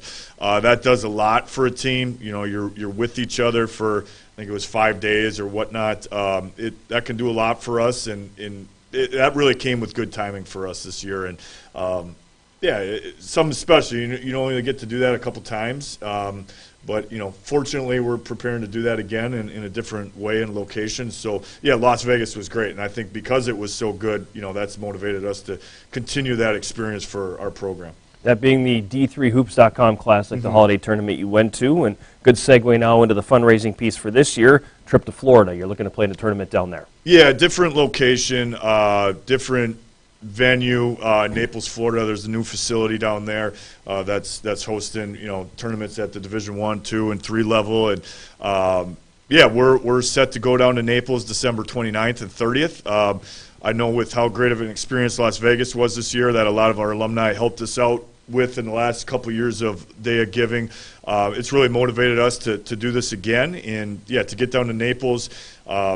We tentatively kind of have a feel for who we're going to be playing, and it'll be two, very good opponents. And to head south, I don't think anybody's complaining about that either. And so we're looking forward to that. And our guys felt, what that did for us as a team to be together in that setting and environment. So we're going to do it again.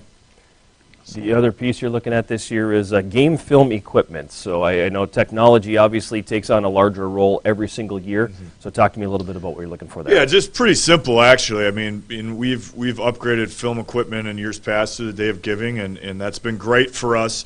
And last year it was the Huddle software for us to use it in practice and you utilize film more in practice, and we've done that and through our software that we have with Synergy, using our for game prep and opponent prep, we do that. So we've had all those modalities to view and learn. Now we want to bring that learning right down to the court. Usually we take the march after practice or before upstairs to the wellness center here just down the hallway and get in the classroom and go through scouting reports or film preparation and learn from practice and whatnot. So we'd really like to just eliminate that segment in between, be as efficient as possible, and bring that right on the court. So just being able to, huddle around, a viewing screen, whether that's a TV, a monitor, to be able to roll that right on the court with a high-quality product. Just trying to be more efficient with everything we do. So those are the two main asks this year for sure. UWSYellowjackets.com/giving is the website. Log on now, hit that Give Now button, and make a contribution to any of our Yellow Jacket sports programs. You'll see on that page a number of different asks that we are looking for. And hopefully by the end of the day today we can have all of these funded. We've crossed $25,000, so it's been a good day of giving so far, and still with more than half a day to go. Hopefully that number continues to grow. So, Coach Polkowski, thanks for coming by. Thank you, John. Thank you, Matt. Basketball talk will continue after this. We'll take a break and come back with Zach Otto Fisher from the Yellow Jacket women's program right after this. You're watching the 2022 Superior Day of Giving Telethon on the iFan Sports Network.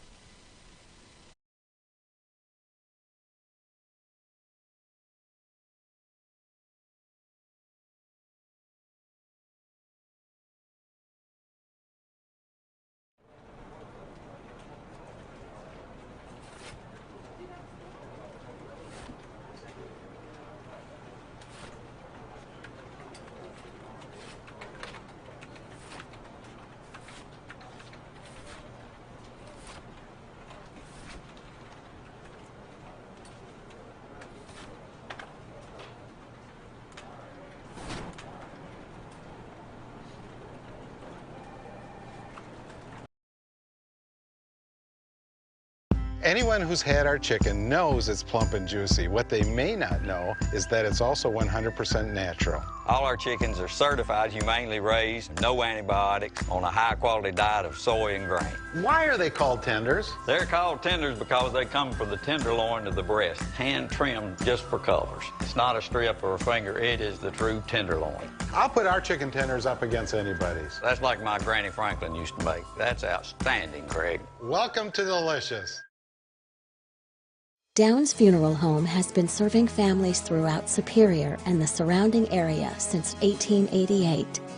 As one of the very first funeral directing establishments in the area, today we continue to support our community by offering the finest services. With professionalism and attention to detail, we provide personalized full burial and cremation services, along with monument and marker sales. From pre-planning to the service, our kind and caring staff will guide your family through this difficult time and help you through every step. Our family is honored to serve yours here at Downs Funeral and Cremation Services. Celebrating the life of your loved one, we will ensure that they are truly honored and cared for.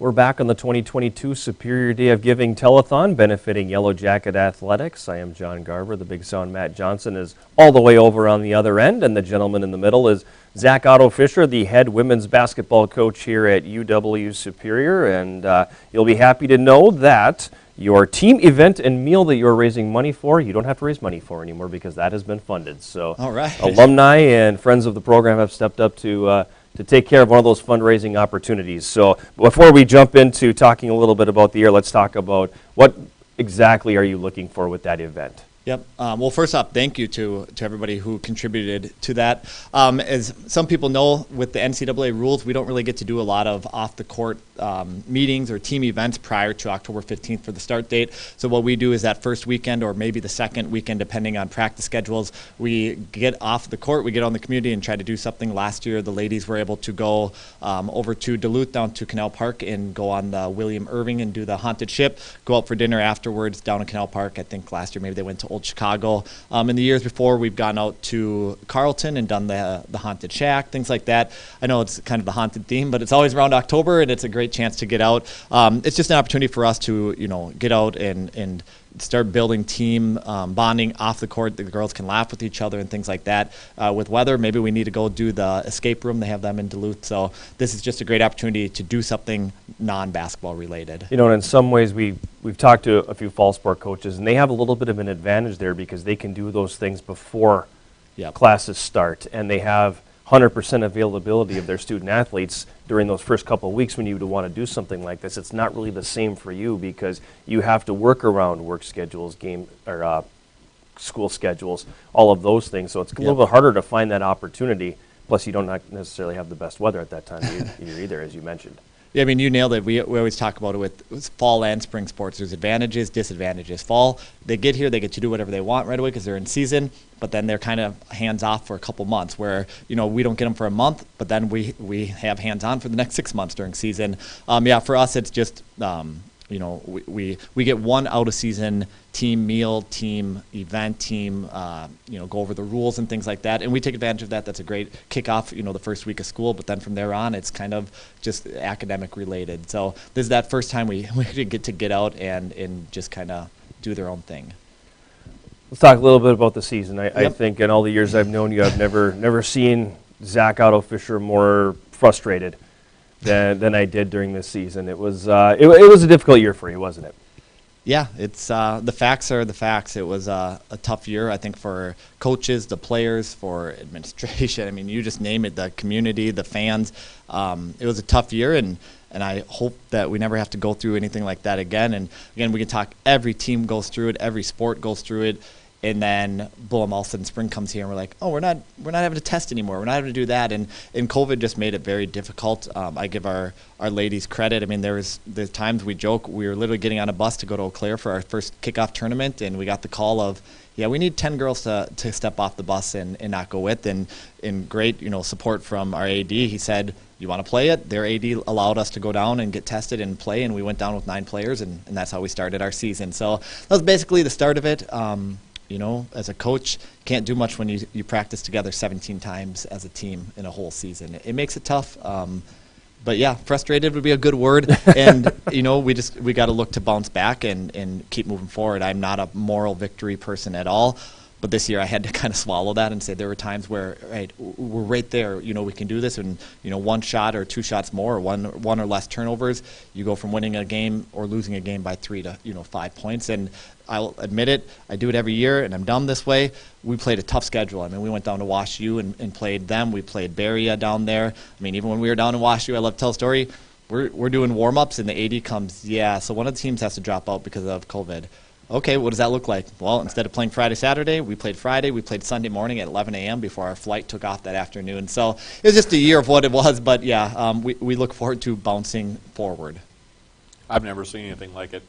I don't know how Matt. I'm just talking about just as far as roster consistency. I mean, who was available to play? I mean, it was changing, I felt like, day to day as to who was available to play games, on a given day. And I know it was frustrating for you, very frustrating, because it's almost just as frustrating for a broadcaster at a certain level, just because I didn't know who was going to be in the lineup on a given day.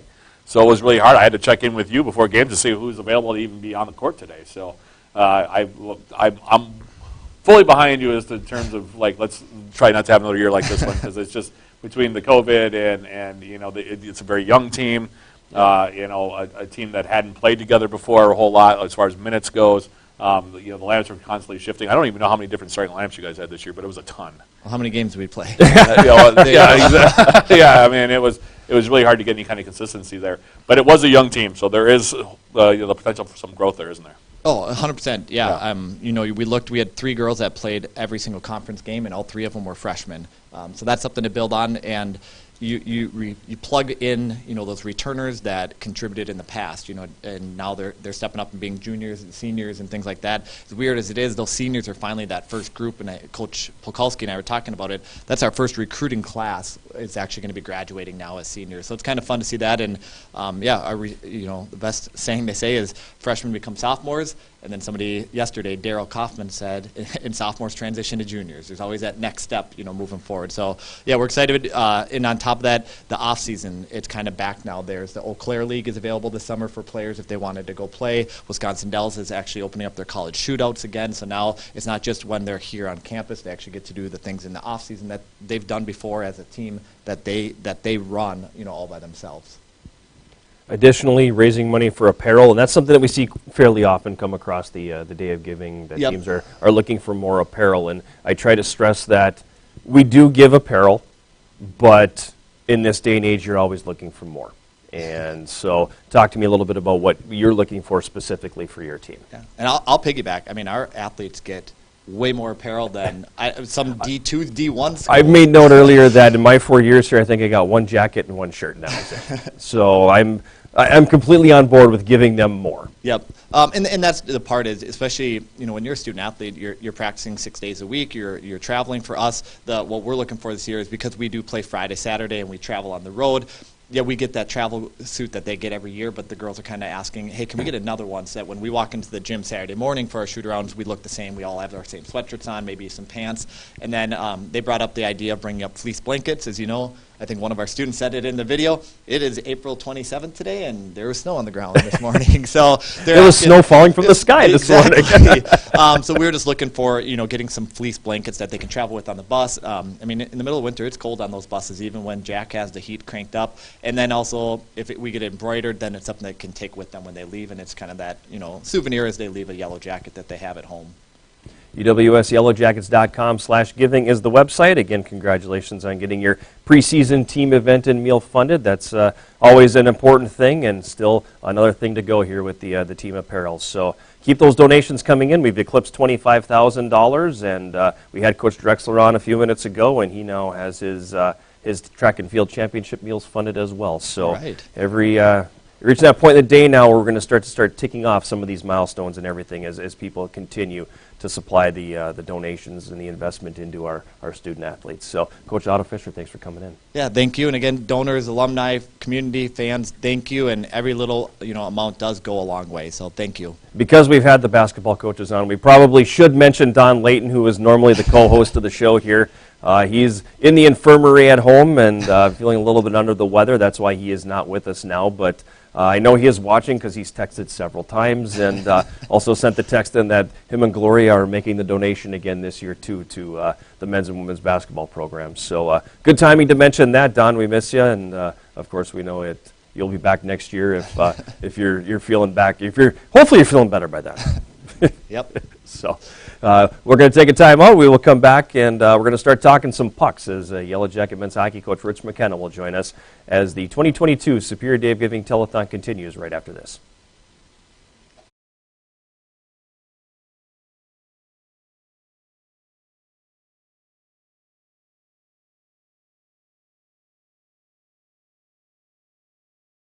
Chemist Oil has been a local, family-owned and operated business since 1935, offering quality tire installation services.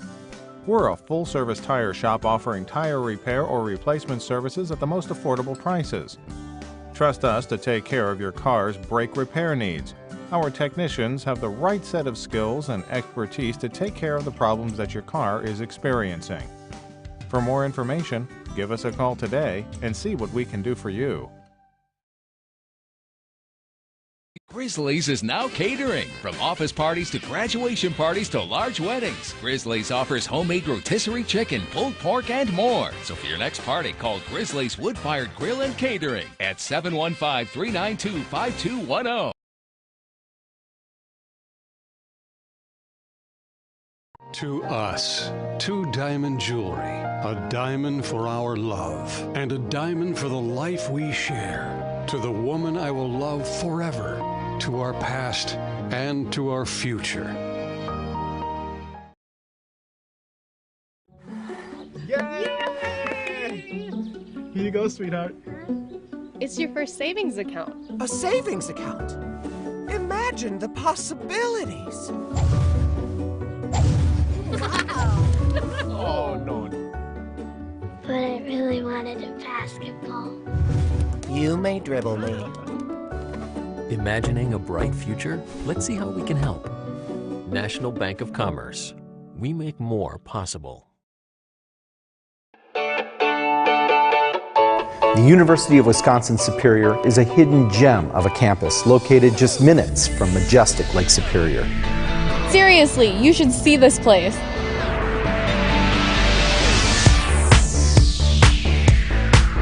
Check out the architecture. Cruise the grounds. Find my favorite study spot. See where I live. Where we play.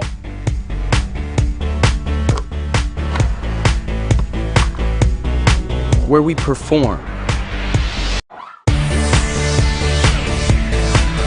Come and see where I am preparing to make a real impact on people's lives. Visit a vibrant, multicultural, liberal arts university. Check out over 60 program offerings. See why we are a leader in undergraduate research. See how community partnerships lead to active learning environments. See why I love Superior. Discover a place where excellence and affordability meet. Schedule a visit to our friendly and inclusive campus today. Because one visit to UW Superior can lead to a lifetime of opportunity.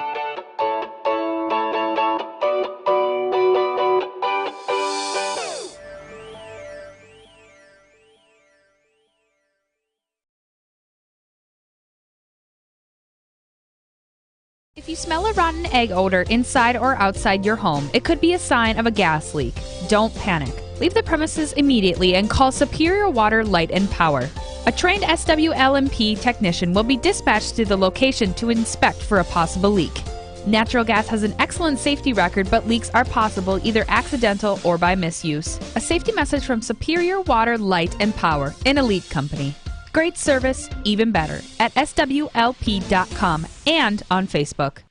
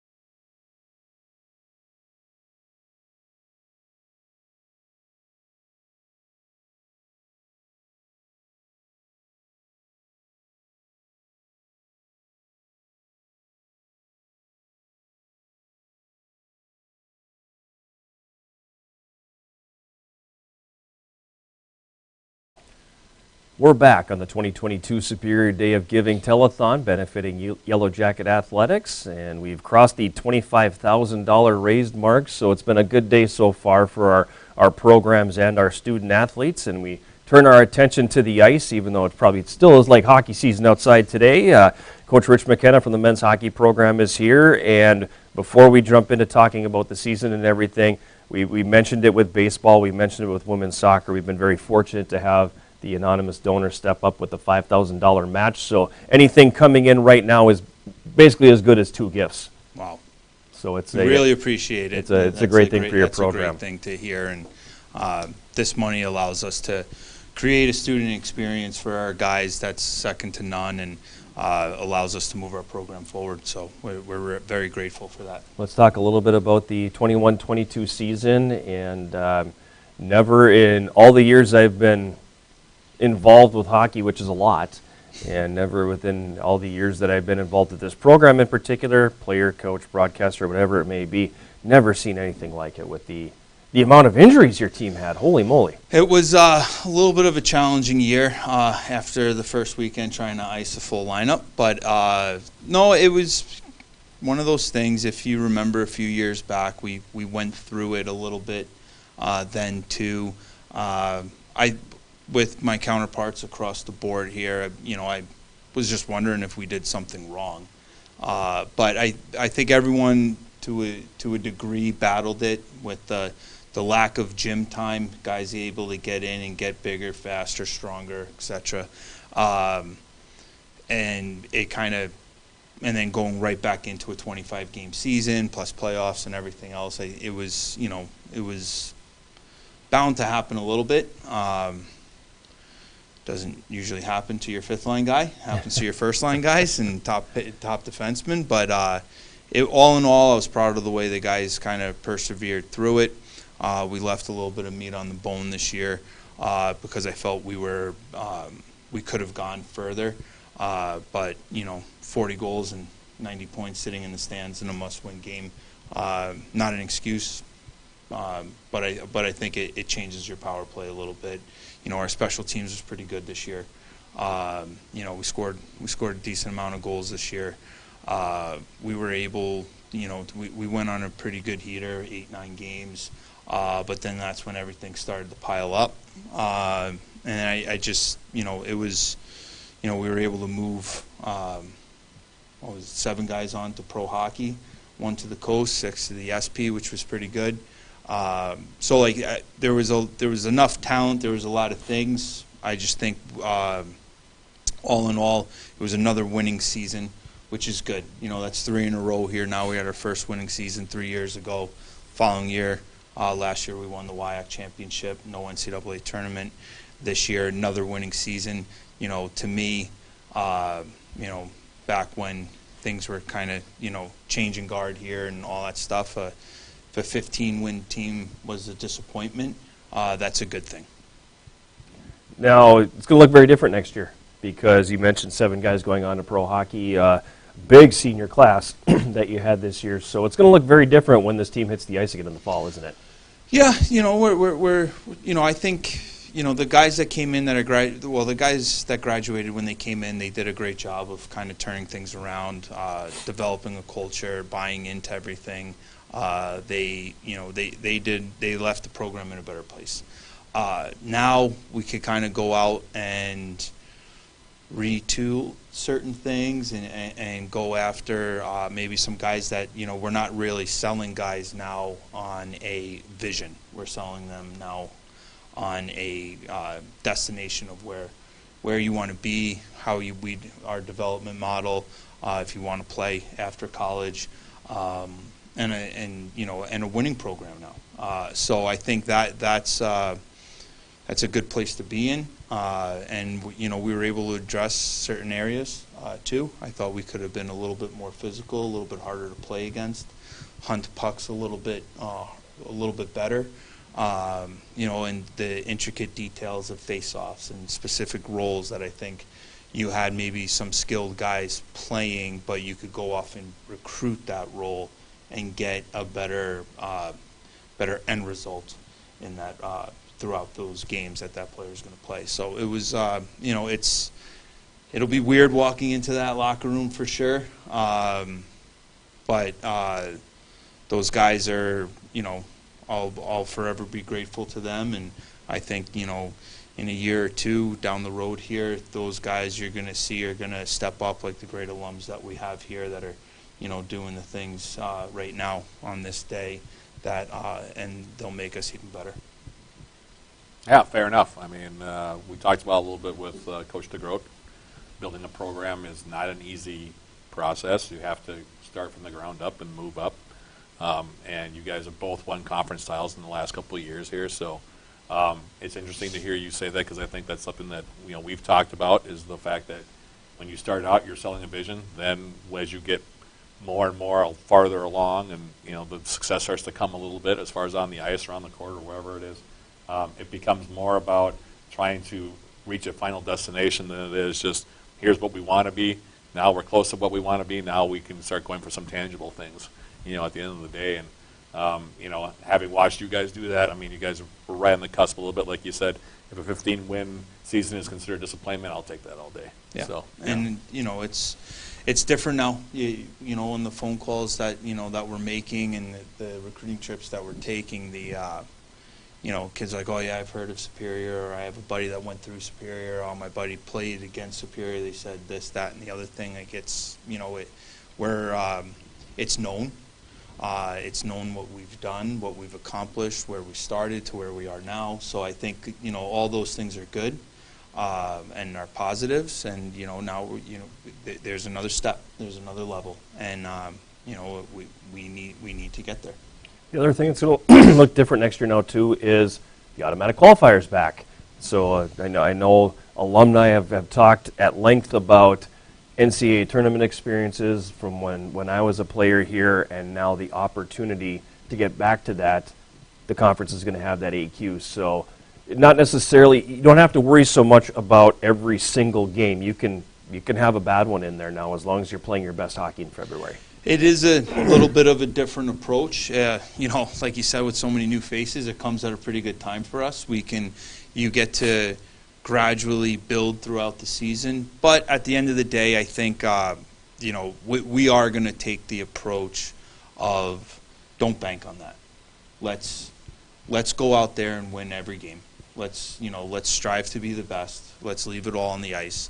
If you do that and you create that urgency in your game, even if you do have some setbacks here and there or adversity, you will have the right mentality to go through our conference, through playoffs, you know, or that last stretch in February, let's say, into playoffs, and, you know, be battle-tested and be ready to earn that AQ. On top of that, obviously, you know, we're able to kind of play some different opponents here now. You know, and your strength of schedule can change a little bit. You know, you had to flirt that line sometimes. You needed wins, but because a win would never hurt you. But you needed quality wins and so on and so forth, and kind of play that pairwise. Now I think if you kind of bridge both of those together, in the long run, your program will be better. Let's talk a little bit about the fundraising needs that you have here, the ask that you're making of your alumni and friends of your program, Team Apparel. We've had multiple coaches come in so far today and talk about the need for not apparel, but more. Yeah, it's, you know, the college athletics are changing. It's definitely different now. And, you know, our institution and our program has done a great job of being able to market our program with, you know, let's say a higher quality or more different variations of stuff. You know, I always tell our guys that we recruit, you could come here in your underwear, we give you enough stuff. But so these guys go out into the community, that our community sees their athletes running around, you know, with UW Superior, jacket hockey stuff, so on and so forth. So, you know, it is a need, and it's greatly appreciated. And, you know, it allows, you know, for just, you know, word of mouth is the best marketing. And, you know, apparel's a close second in terms of athletics.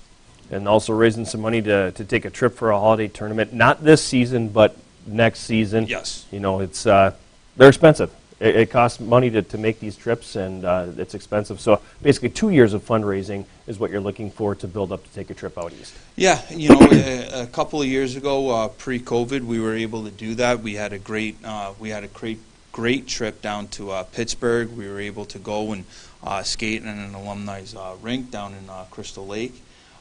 You know, and that was a fun experience. We actually had a game there this year because of it. So we were able to do that, and you know, Casey's very gracious to us. And then we were able to go out to on our way, make another stop in Michigan, go to a Red Wings game, which I thought was awesome for the guys to be able to see that. You know, it kind of gives a little team building and some camaraderie going there. You know, and then we get into Pittsburgh on Thanksgiving, and we do a big dinner and all that stuff. We won 2 games and drove home to 4 feet of snow and had to hike in, so it was awesome. The legendary Thanksgiving Day storm. But no, it was a great experience, and it allows, you know, especially pair-wise, you know, you get to play. Not a lot of Western teams go out east, so it kind of gives you a little bit of a different look, you know. And then, but the camaraderie and the team building and all that stuff, it's, you know, that you can't put a price tag on that, and it's, you know, those experiences allow us to, you know, also separate ourselves from the rest of the pack here. UWSYellowjackets.com/giving is the website. Click on that, see the different asks that the teams have for this year, and also notice that men's hockey has that anonymous donor matching up to $5,000. So basically your gift is like 2 gifts if you step in right now and make a contribution to the program. Coach McKenna, thanks for stopping by. Thank you very much, guys. Thank you to our alums, and we look forward to making you proud. We're going to take a break. We'll come back with more of our 2022 Superior Day of Giving Telethon right after this.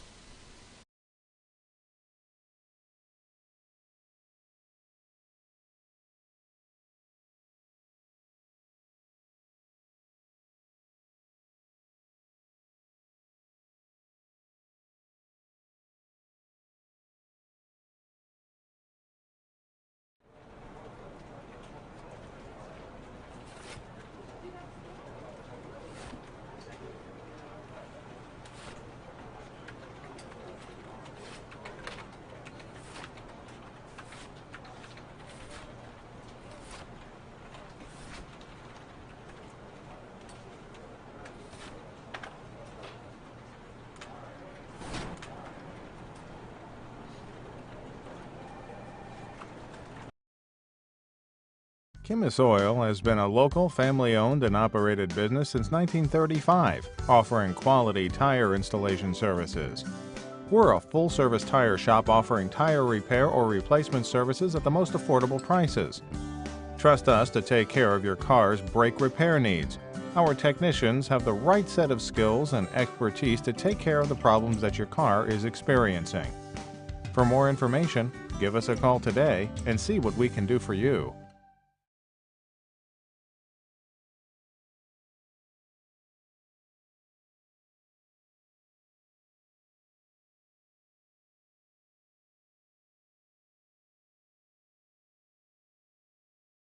Grizzlies is now catering. From office parties to graduation parties to large weddings, Grizzlies offers homemade rotisserie chicken, pulled pork, and more. So for your next party, call Grizzlies Wood-Fired Grill and Catering at 715-392-5210.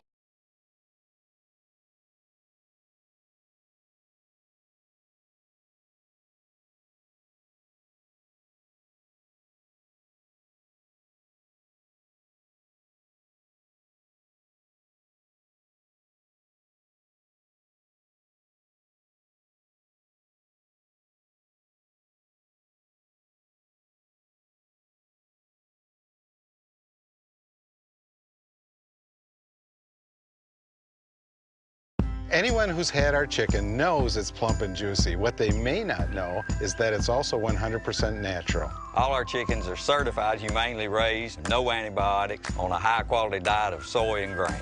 Why are they called tenders? They're called tenders because they come from the tenderloin of the breast, hand-trimmed just for colors. It's not a strip or a finger, it is the true tenderloin. I'll put our chicken tenders up against anybody's. That's like my Granny Franklin used to make. That's outstanding, Craig. Welcome to Delicious.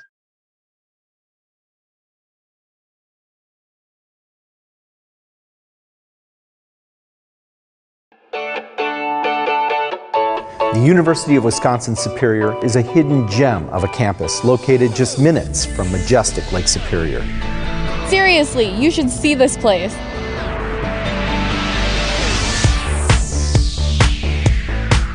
Check out the architecture.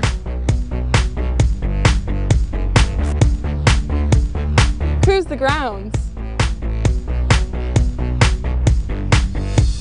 Find my favorite study spot. See where I live. Where we play.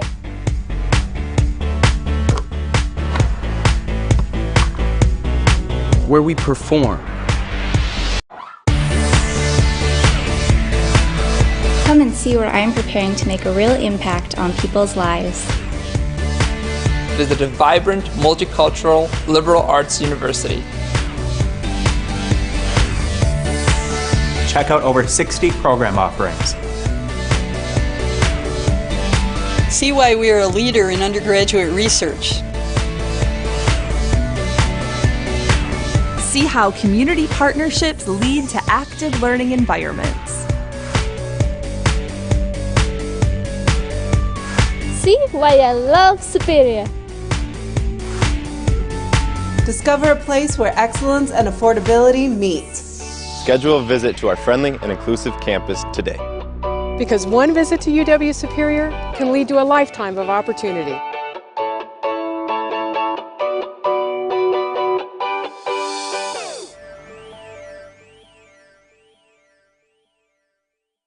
To us, 2 diamond jewelry, a diamond for our love, and a diamond for the life we share. To the woman I will love forever, to our past and to our future.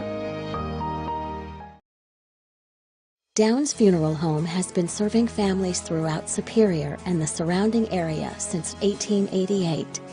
As one of the very first funeral directing establishments in the area, today we continue to support our community by offering the finest services.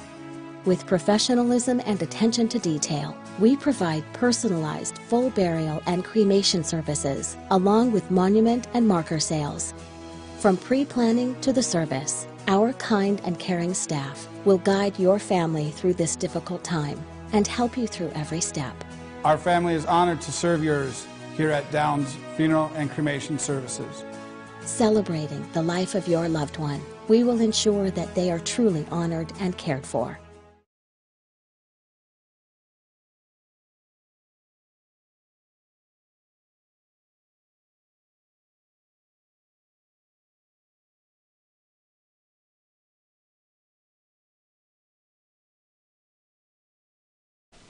We're back on the 2022 Superior Day of Giving Telethon. The website is at the bottom of your screen, uwsyellowjackets.com/giving.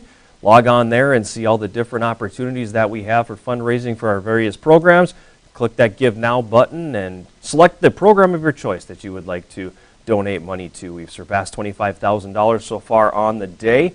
And Coach Balkowski was in here less than an hour ago and talking about the importance of getting out and playing different competition. Well, it looks like his team is going to go to Florida this year because that trip has been funded. So congratulations, Coach, and the Yellowjacket men's basketball team. So a team that gets to make trips often, usually to the NCAA tournament or something like that. The Yellowjacket men's soccer program. Joe Mooney is joining us. We won't talk about walk-up songs, so don't worry about that. Appreciate that. But let's talk a little bit about the fall season. Don't want to say old hat because it was a little bit of a different journey this year, but same result, getting that team back into the NCAA tournament.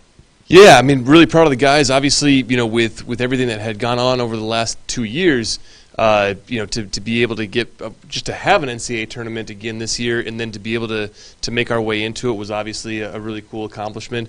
You know, not to tear away from that conversation too much, but to get back to Polkowski, like I'd love to go to Florida right now. Like this, with the way the weather's been this spring. You weren't down with the snow coming down today on the way in? Yeah, Florida sounds really nice. So if he needs like a third assistant coach or a fourth assistant coach, I may just weasel my way into that trip here. I've always referred to like this time of year, and I'm doing quick math in my head. February 85th today. That's a John Munsonism right there. Yeah, it's February 85th out there right now, so yeah. And it feels... Yeah, he might have the largest coaching staff in college history because everybody will want to make that trip. Yeah, yeah, pretty much, yeah. Yeah. But at any rate, it was a good campaign for your club, and good because you had, again, some new, in the cast of characters, there were some new players there that definitely came in and made an impact. Yeah, we had some young guys this year. I mean, I think a lot of times it takes guys a year or two to really come in and get adjusted to the style of play, the speed of the game, just our system. But we had a few guys this year that really, and again, every year there's, one or two guys that really, start to make an impact. But this year there were 3-4 guys that, made a really strong impact at the start, and really complemented, I think, what the returners were trying to do in sort of their style of play. So it was really just a good collection of guys, and really, I think, in terms of buy into the program, into our process, into our core values, I think this year maybe surpassed any other year in terms of where we got to. And I hope that's a sign of things to come, that we can kind of just continue on that trajectory year to year. It actually segues pretty nice into the fundraising asks that you have this year, because we've had coaches come in and talk about the retreats. You're fundraising for one of those opportunities once again. And that's kind of where, when you get that team for the first time, you're able to sort of lay that foundation. Yeah, and we did a cool thing this year. It was our first year to go down to Camp Miller, about an hour south of here on the Minnesota side, YMCA, Camp Miller, just outside of Sturgeon Lake there, actually on the lake. It was our first year going down there and being able to use that venue, and we loved it. We were down there for about 2.5 days, and I think it really bolstered the experience for our guys. But then, as you talked about, John, just that camaraderie and the chemistry that they came through, and not just from a soccer and a performance standpoint, but really from just a collection of guys that I think could buy into something, could really, kind of start to pull in the same direction towards something, and honestly just really care about each other.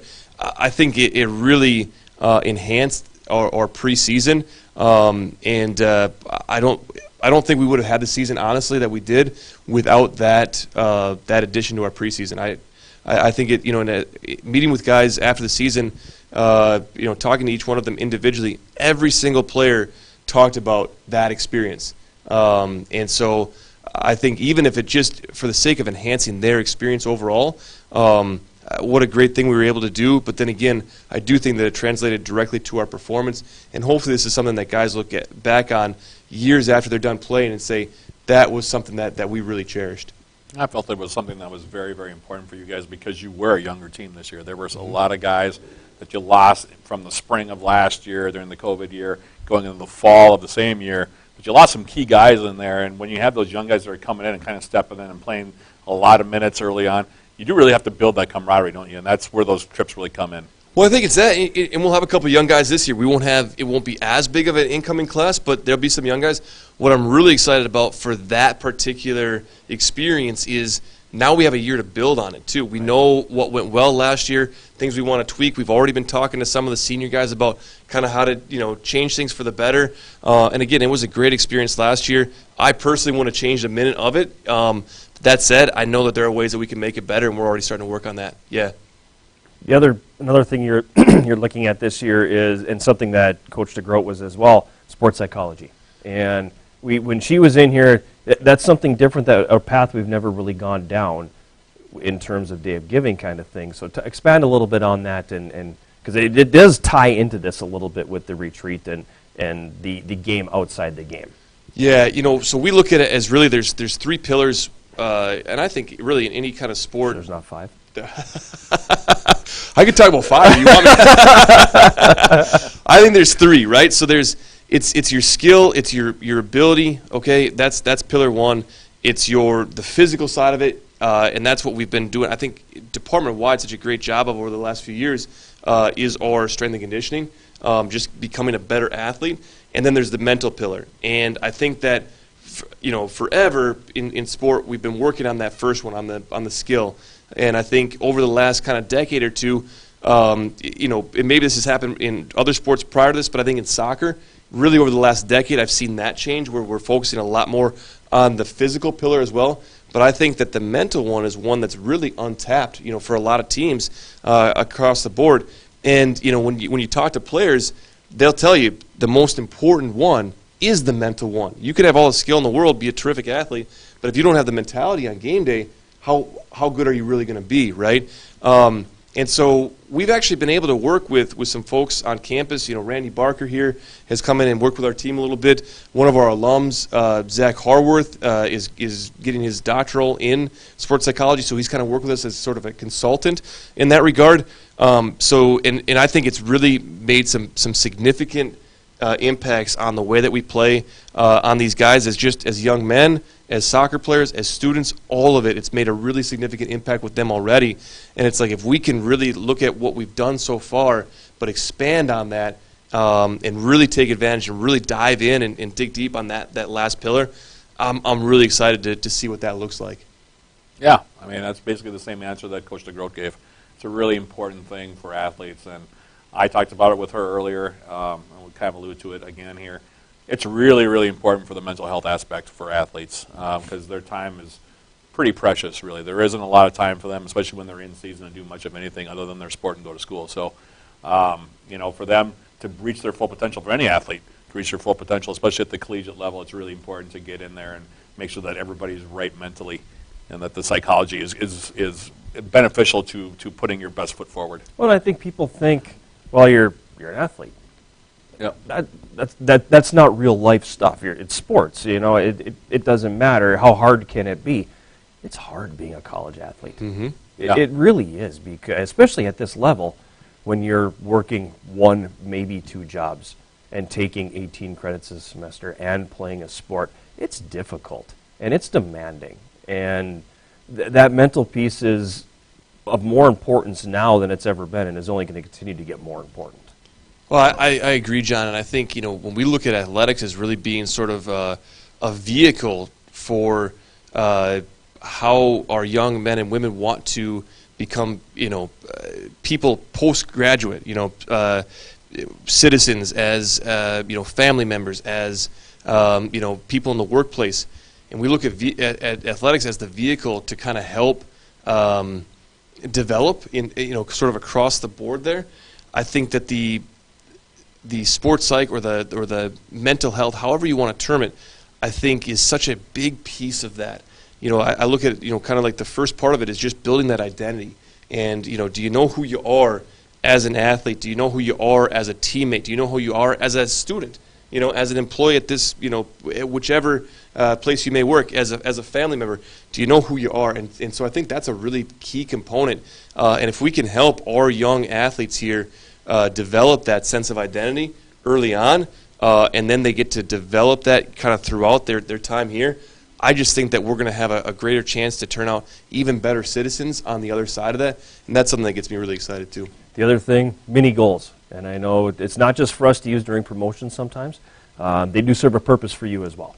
Yeah, so the equipment side of it, like I think our department does a really good job of funding us and giving us the tools that we need to be successful. But there's always things that I think could enhance our training environment. And for us, you wouldn't think a mini goal would be that expensive, but they're pretty pricey to get some. We built a couple out of PVC a couple of years back just to kind of test them out. And I would say, especially in this cold weather, they get pretty brittle. So to get some real ones, some aluminum or steel ones would be a big help. We have two, but to get a few more that could enhance our training environment, I just think it would go a long way. I bought Teddy a little one, and I mean, that was expensive, so yeah. I can't even imagine when you're getting even a little bit bigger and needing something that can hold up a little bit better than a tennis ball being shot at it by a 3-year-old. Well, you tell Teddy to kind of push this day of giving today. We'll get some mini goals. He can come out, use them whenever he wants. We'll get it through daycare. I'll send it over as soon as we get off the air here yeah. and get daycare working on it. Appreciate that. UWSYellowjackets.com/giving is the website. Log on now and make a contribution to any of our Yellow Jacket sports programs, including men's soccer for Teddy's mini goals or the sports psychology or the team retreats. So, Coach Mooney, thanks for coming in. Thanks a lot for having me. We're going to take a break. We will come back with talk more hockey. Coach Laughlin coming in right after this as the Superior Day of Giving Telethon 2022 continues on the iFan Sports Network.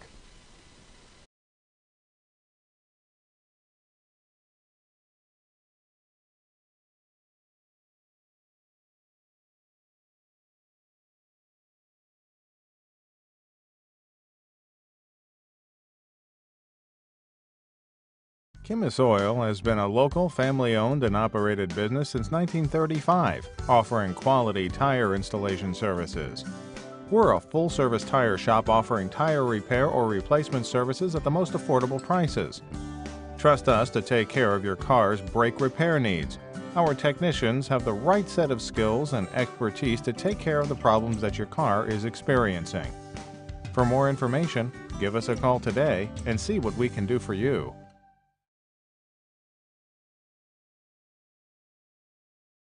Downs Funeral Home has been serving families throughout Superior and the surrounding area since 1888. As one of the very first funeral directing establishments in the area, today we continue to support our community by offering the finest services. With professionalism and attention to detail, we provide personalized full burial and cremation services, along with monument and marker sales. From pre-planning to the service, our kind and caring staff will guide your family through this difficult time and help you through every step. Our family is honored to serve yours here at Downs Funeral and Cremation Services. Celebrating the life of your loved one, we will ensure that they are truly honored and cared for. The University of Wisconsin-Superior is a hidden gem of a campus located just minutes from majestic Lake Superior. Seriously, you should see this place.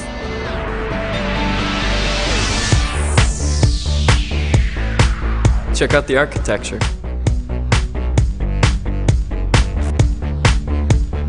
Cruise the grounds. Find my favorite study spot. See where I live. Where we play.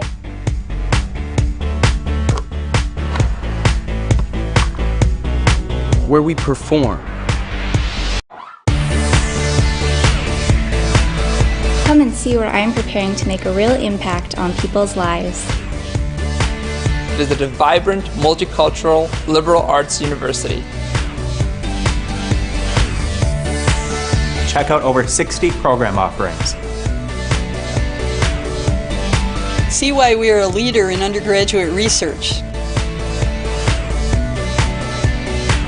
See how community partnerships lead to active learning environments. See why I love Superior. Discover a place where excellence and affordability meet. Schedule a visit to our friendly and inclusive campus today. Because one visit to UW Superior can lead to a lifetime of opportunity.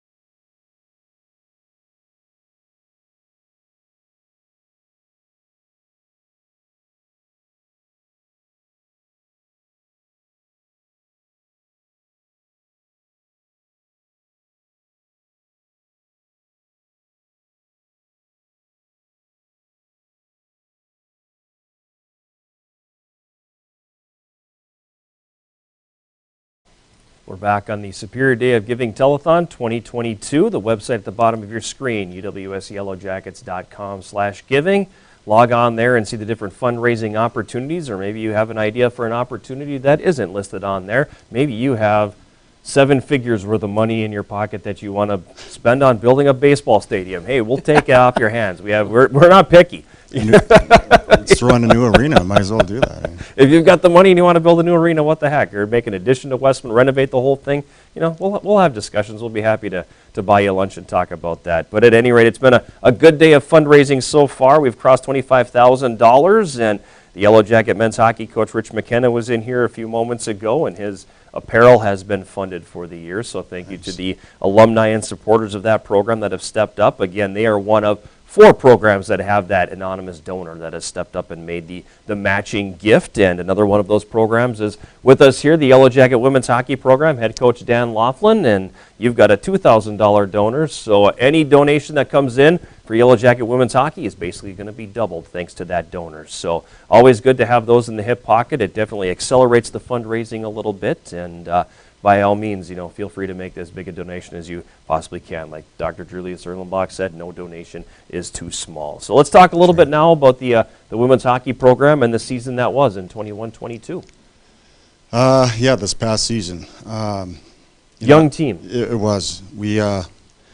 It was kind of interesting. We had a very young team, but we also had 11 seniors. That's including the COVID seniors. So, I think we came out of the gates with a lot of steam. We were excited. It was kind of coming off the bad COVID year, so you're kind of thinking, all right, here we go. So we did. We had a strong start. We were playing really good hockey, and then the COVID head peeped around the corner again, and teams were starting to shut down. And I think for a little bit there, we thought we were gonna, get through it without shutting down, and then kind of when other teams started coming back is when we got the hammer. So it kind of took the steam out of our sail, or wind out of our sails there a little bit, and it was hard when other teams were kind of now getting momentum. We were stopped, and then we had to do those. I think we had to do like 13 games, and it was one of the most ridiculous college hockey schedules I've ever seen. Yeah, it was kind of a pro schedule there, so.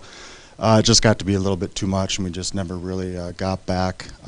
However, we never quit. It was a good group that way. I mean, it was hard to get things going as good as we started.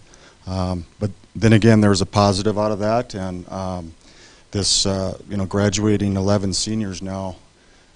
We don't have one senior in the lineup next year, so it's these youngsters have kind of gone through some adversity.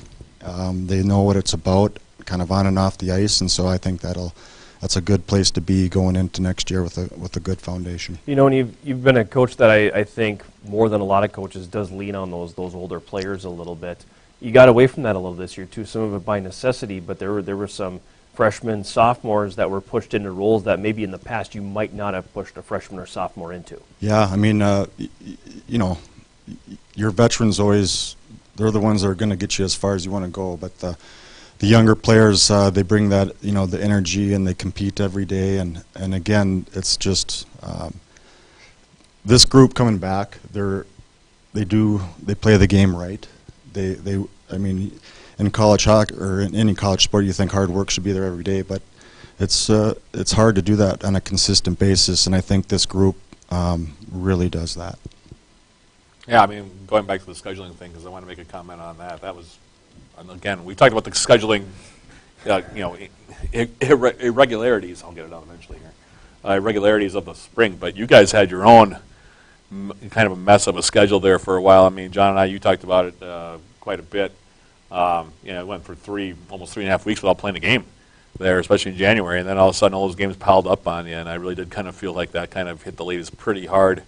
Especially going to the playoffs. Thought you played a lot better in the last couple of weeks, but that was tough. And especially now that you have a very young team coming back, and some recruits coming in next year, it's going to be a very young group next year. So interesting to see how they respond now after coming off of this year. Yeah, I mean, in talking with this group again, they know that losing those 11 seniors, that there's a pretty big void now to be filled, and so now this is. I think they understand this is their time now to kind of create, be the author of the next few chapters of this program. So, and they're really like good people. So I mean, that's the foundation we want to go forward, and also we're looking at a couple transfers coming in too to kind of bring us that added experience. So the coaching staff, we've been kind of wearing our GM hats, we don't want to have 11 freshmen coming in. I think you need a balance, and so kind of hitting the transfer portal kind of gives us a little more balance. I know Coach McKenna talked about that a little bit too, how he's had some big incoming classes, and with all the guys he lost this year, he's going to need to have a little bit, a bigger freshman class, but he's looking at that transfer portal too to try to even those classes out a little bit. And the interesting thing about hockey, there is no Division II. So if you're fortunate enough to be able to get a Division I transfer or two coming in, I mean, you're getting an impact player.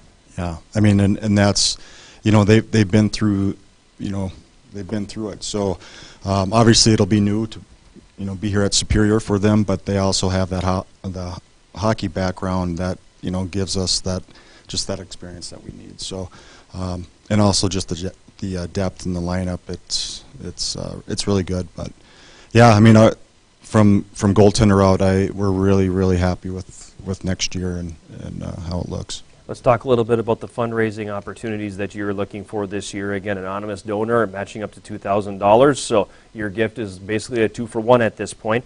Team Apparel. So we've had several coaches come in and talk about the importance of apparel, and we may have some people who are not listening now, that are viewing now, that weren't viewing earlier.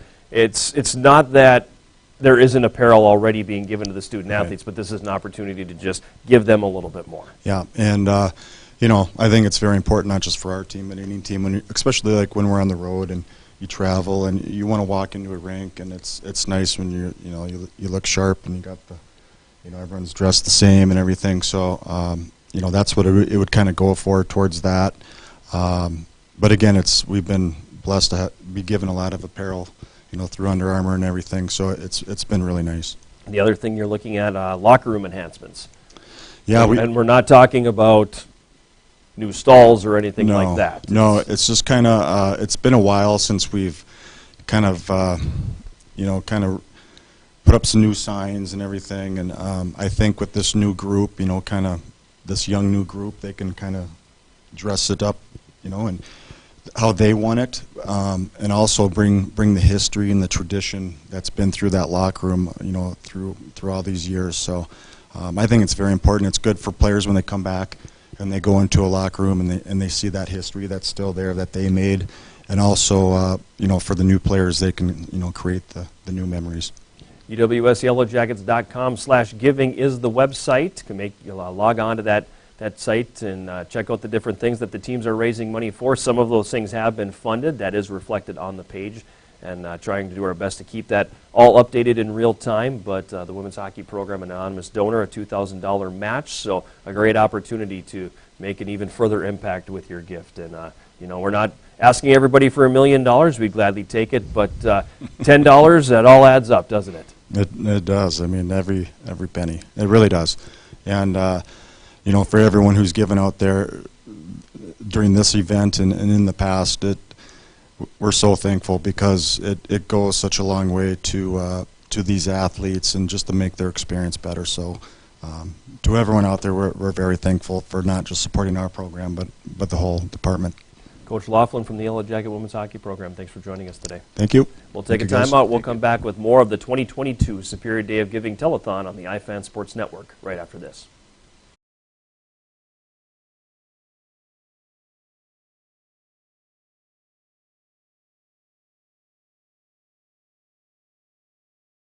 Anyone who's had our chicken knows it's plump and juicy. What they may not know is that it's also 100% natural. All our chickens are certified, humanely raised, no antibiotics, on a high-quality diet of soy and grain. Why are they called tenders? They're called tenders because they come from the tenderloin of the breast, hand-trimmed just for colors. It's not a strip or a finger, it is the true tenderloin. I'll put our chicken tenders up against anybody's. That's like my Granny Franklin used to make. That's outstanding, Craig. Welcome to Delicious. Downs Funeral Home has been serving families throughout Superior and the surrounding area since 1888. As one of the very first funeral directing establishments in the area, today we continue to support our community by offering the finest services. With professionalism and attention to detail, we provide personalized full burial and cremation services, along with monument and marker sales. From pre-planning to the service, our kind and caring staff will guide your family through this difficult time and help you through every step. Our family is honored to serve yours here at Downs Funeral and Cremation Services. Celebrating the life of your loved one, we will ensure that they are truly honored and cared for.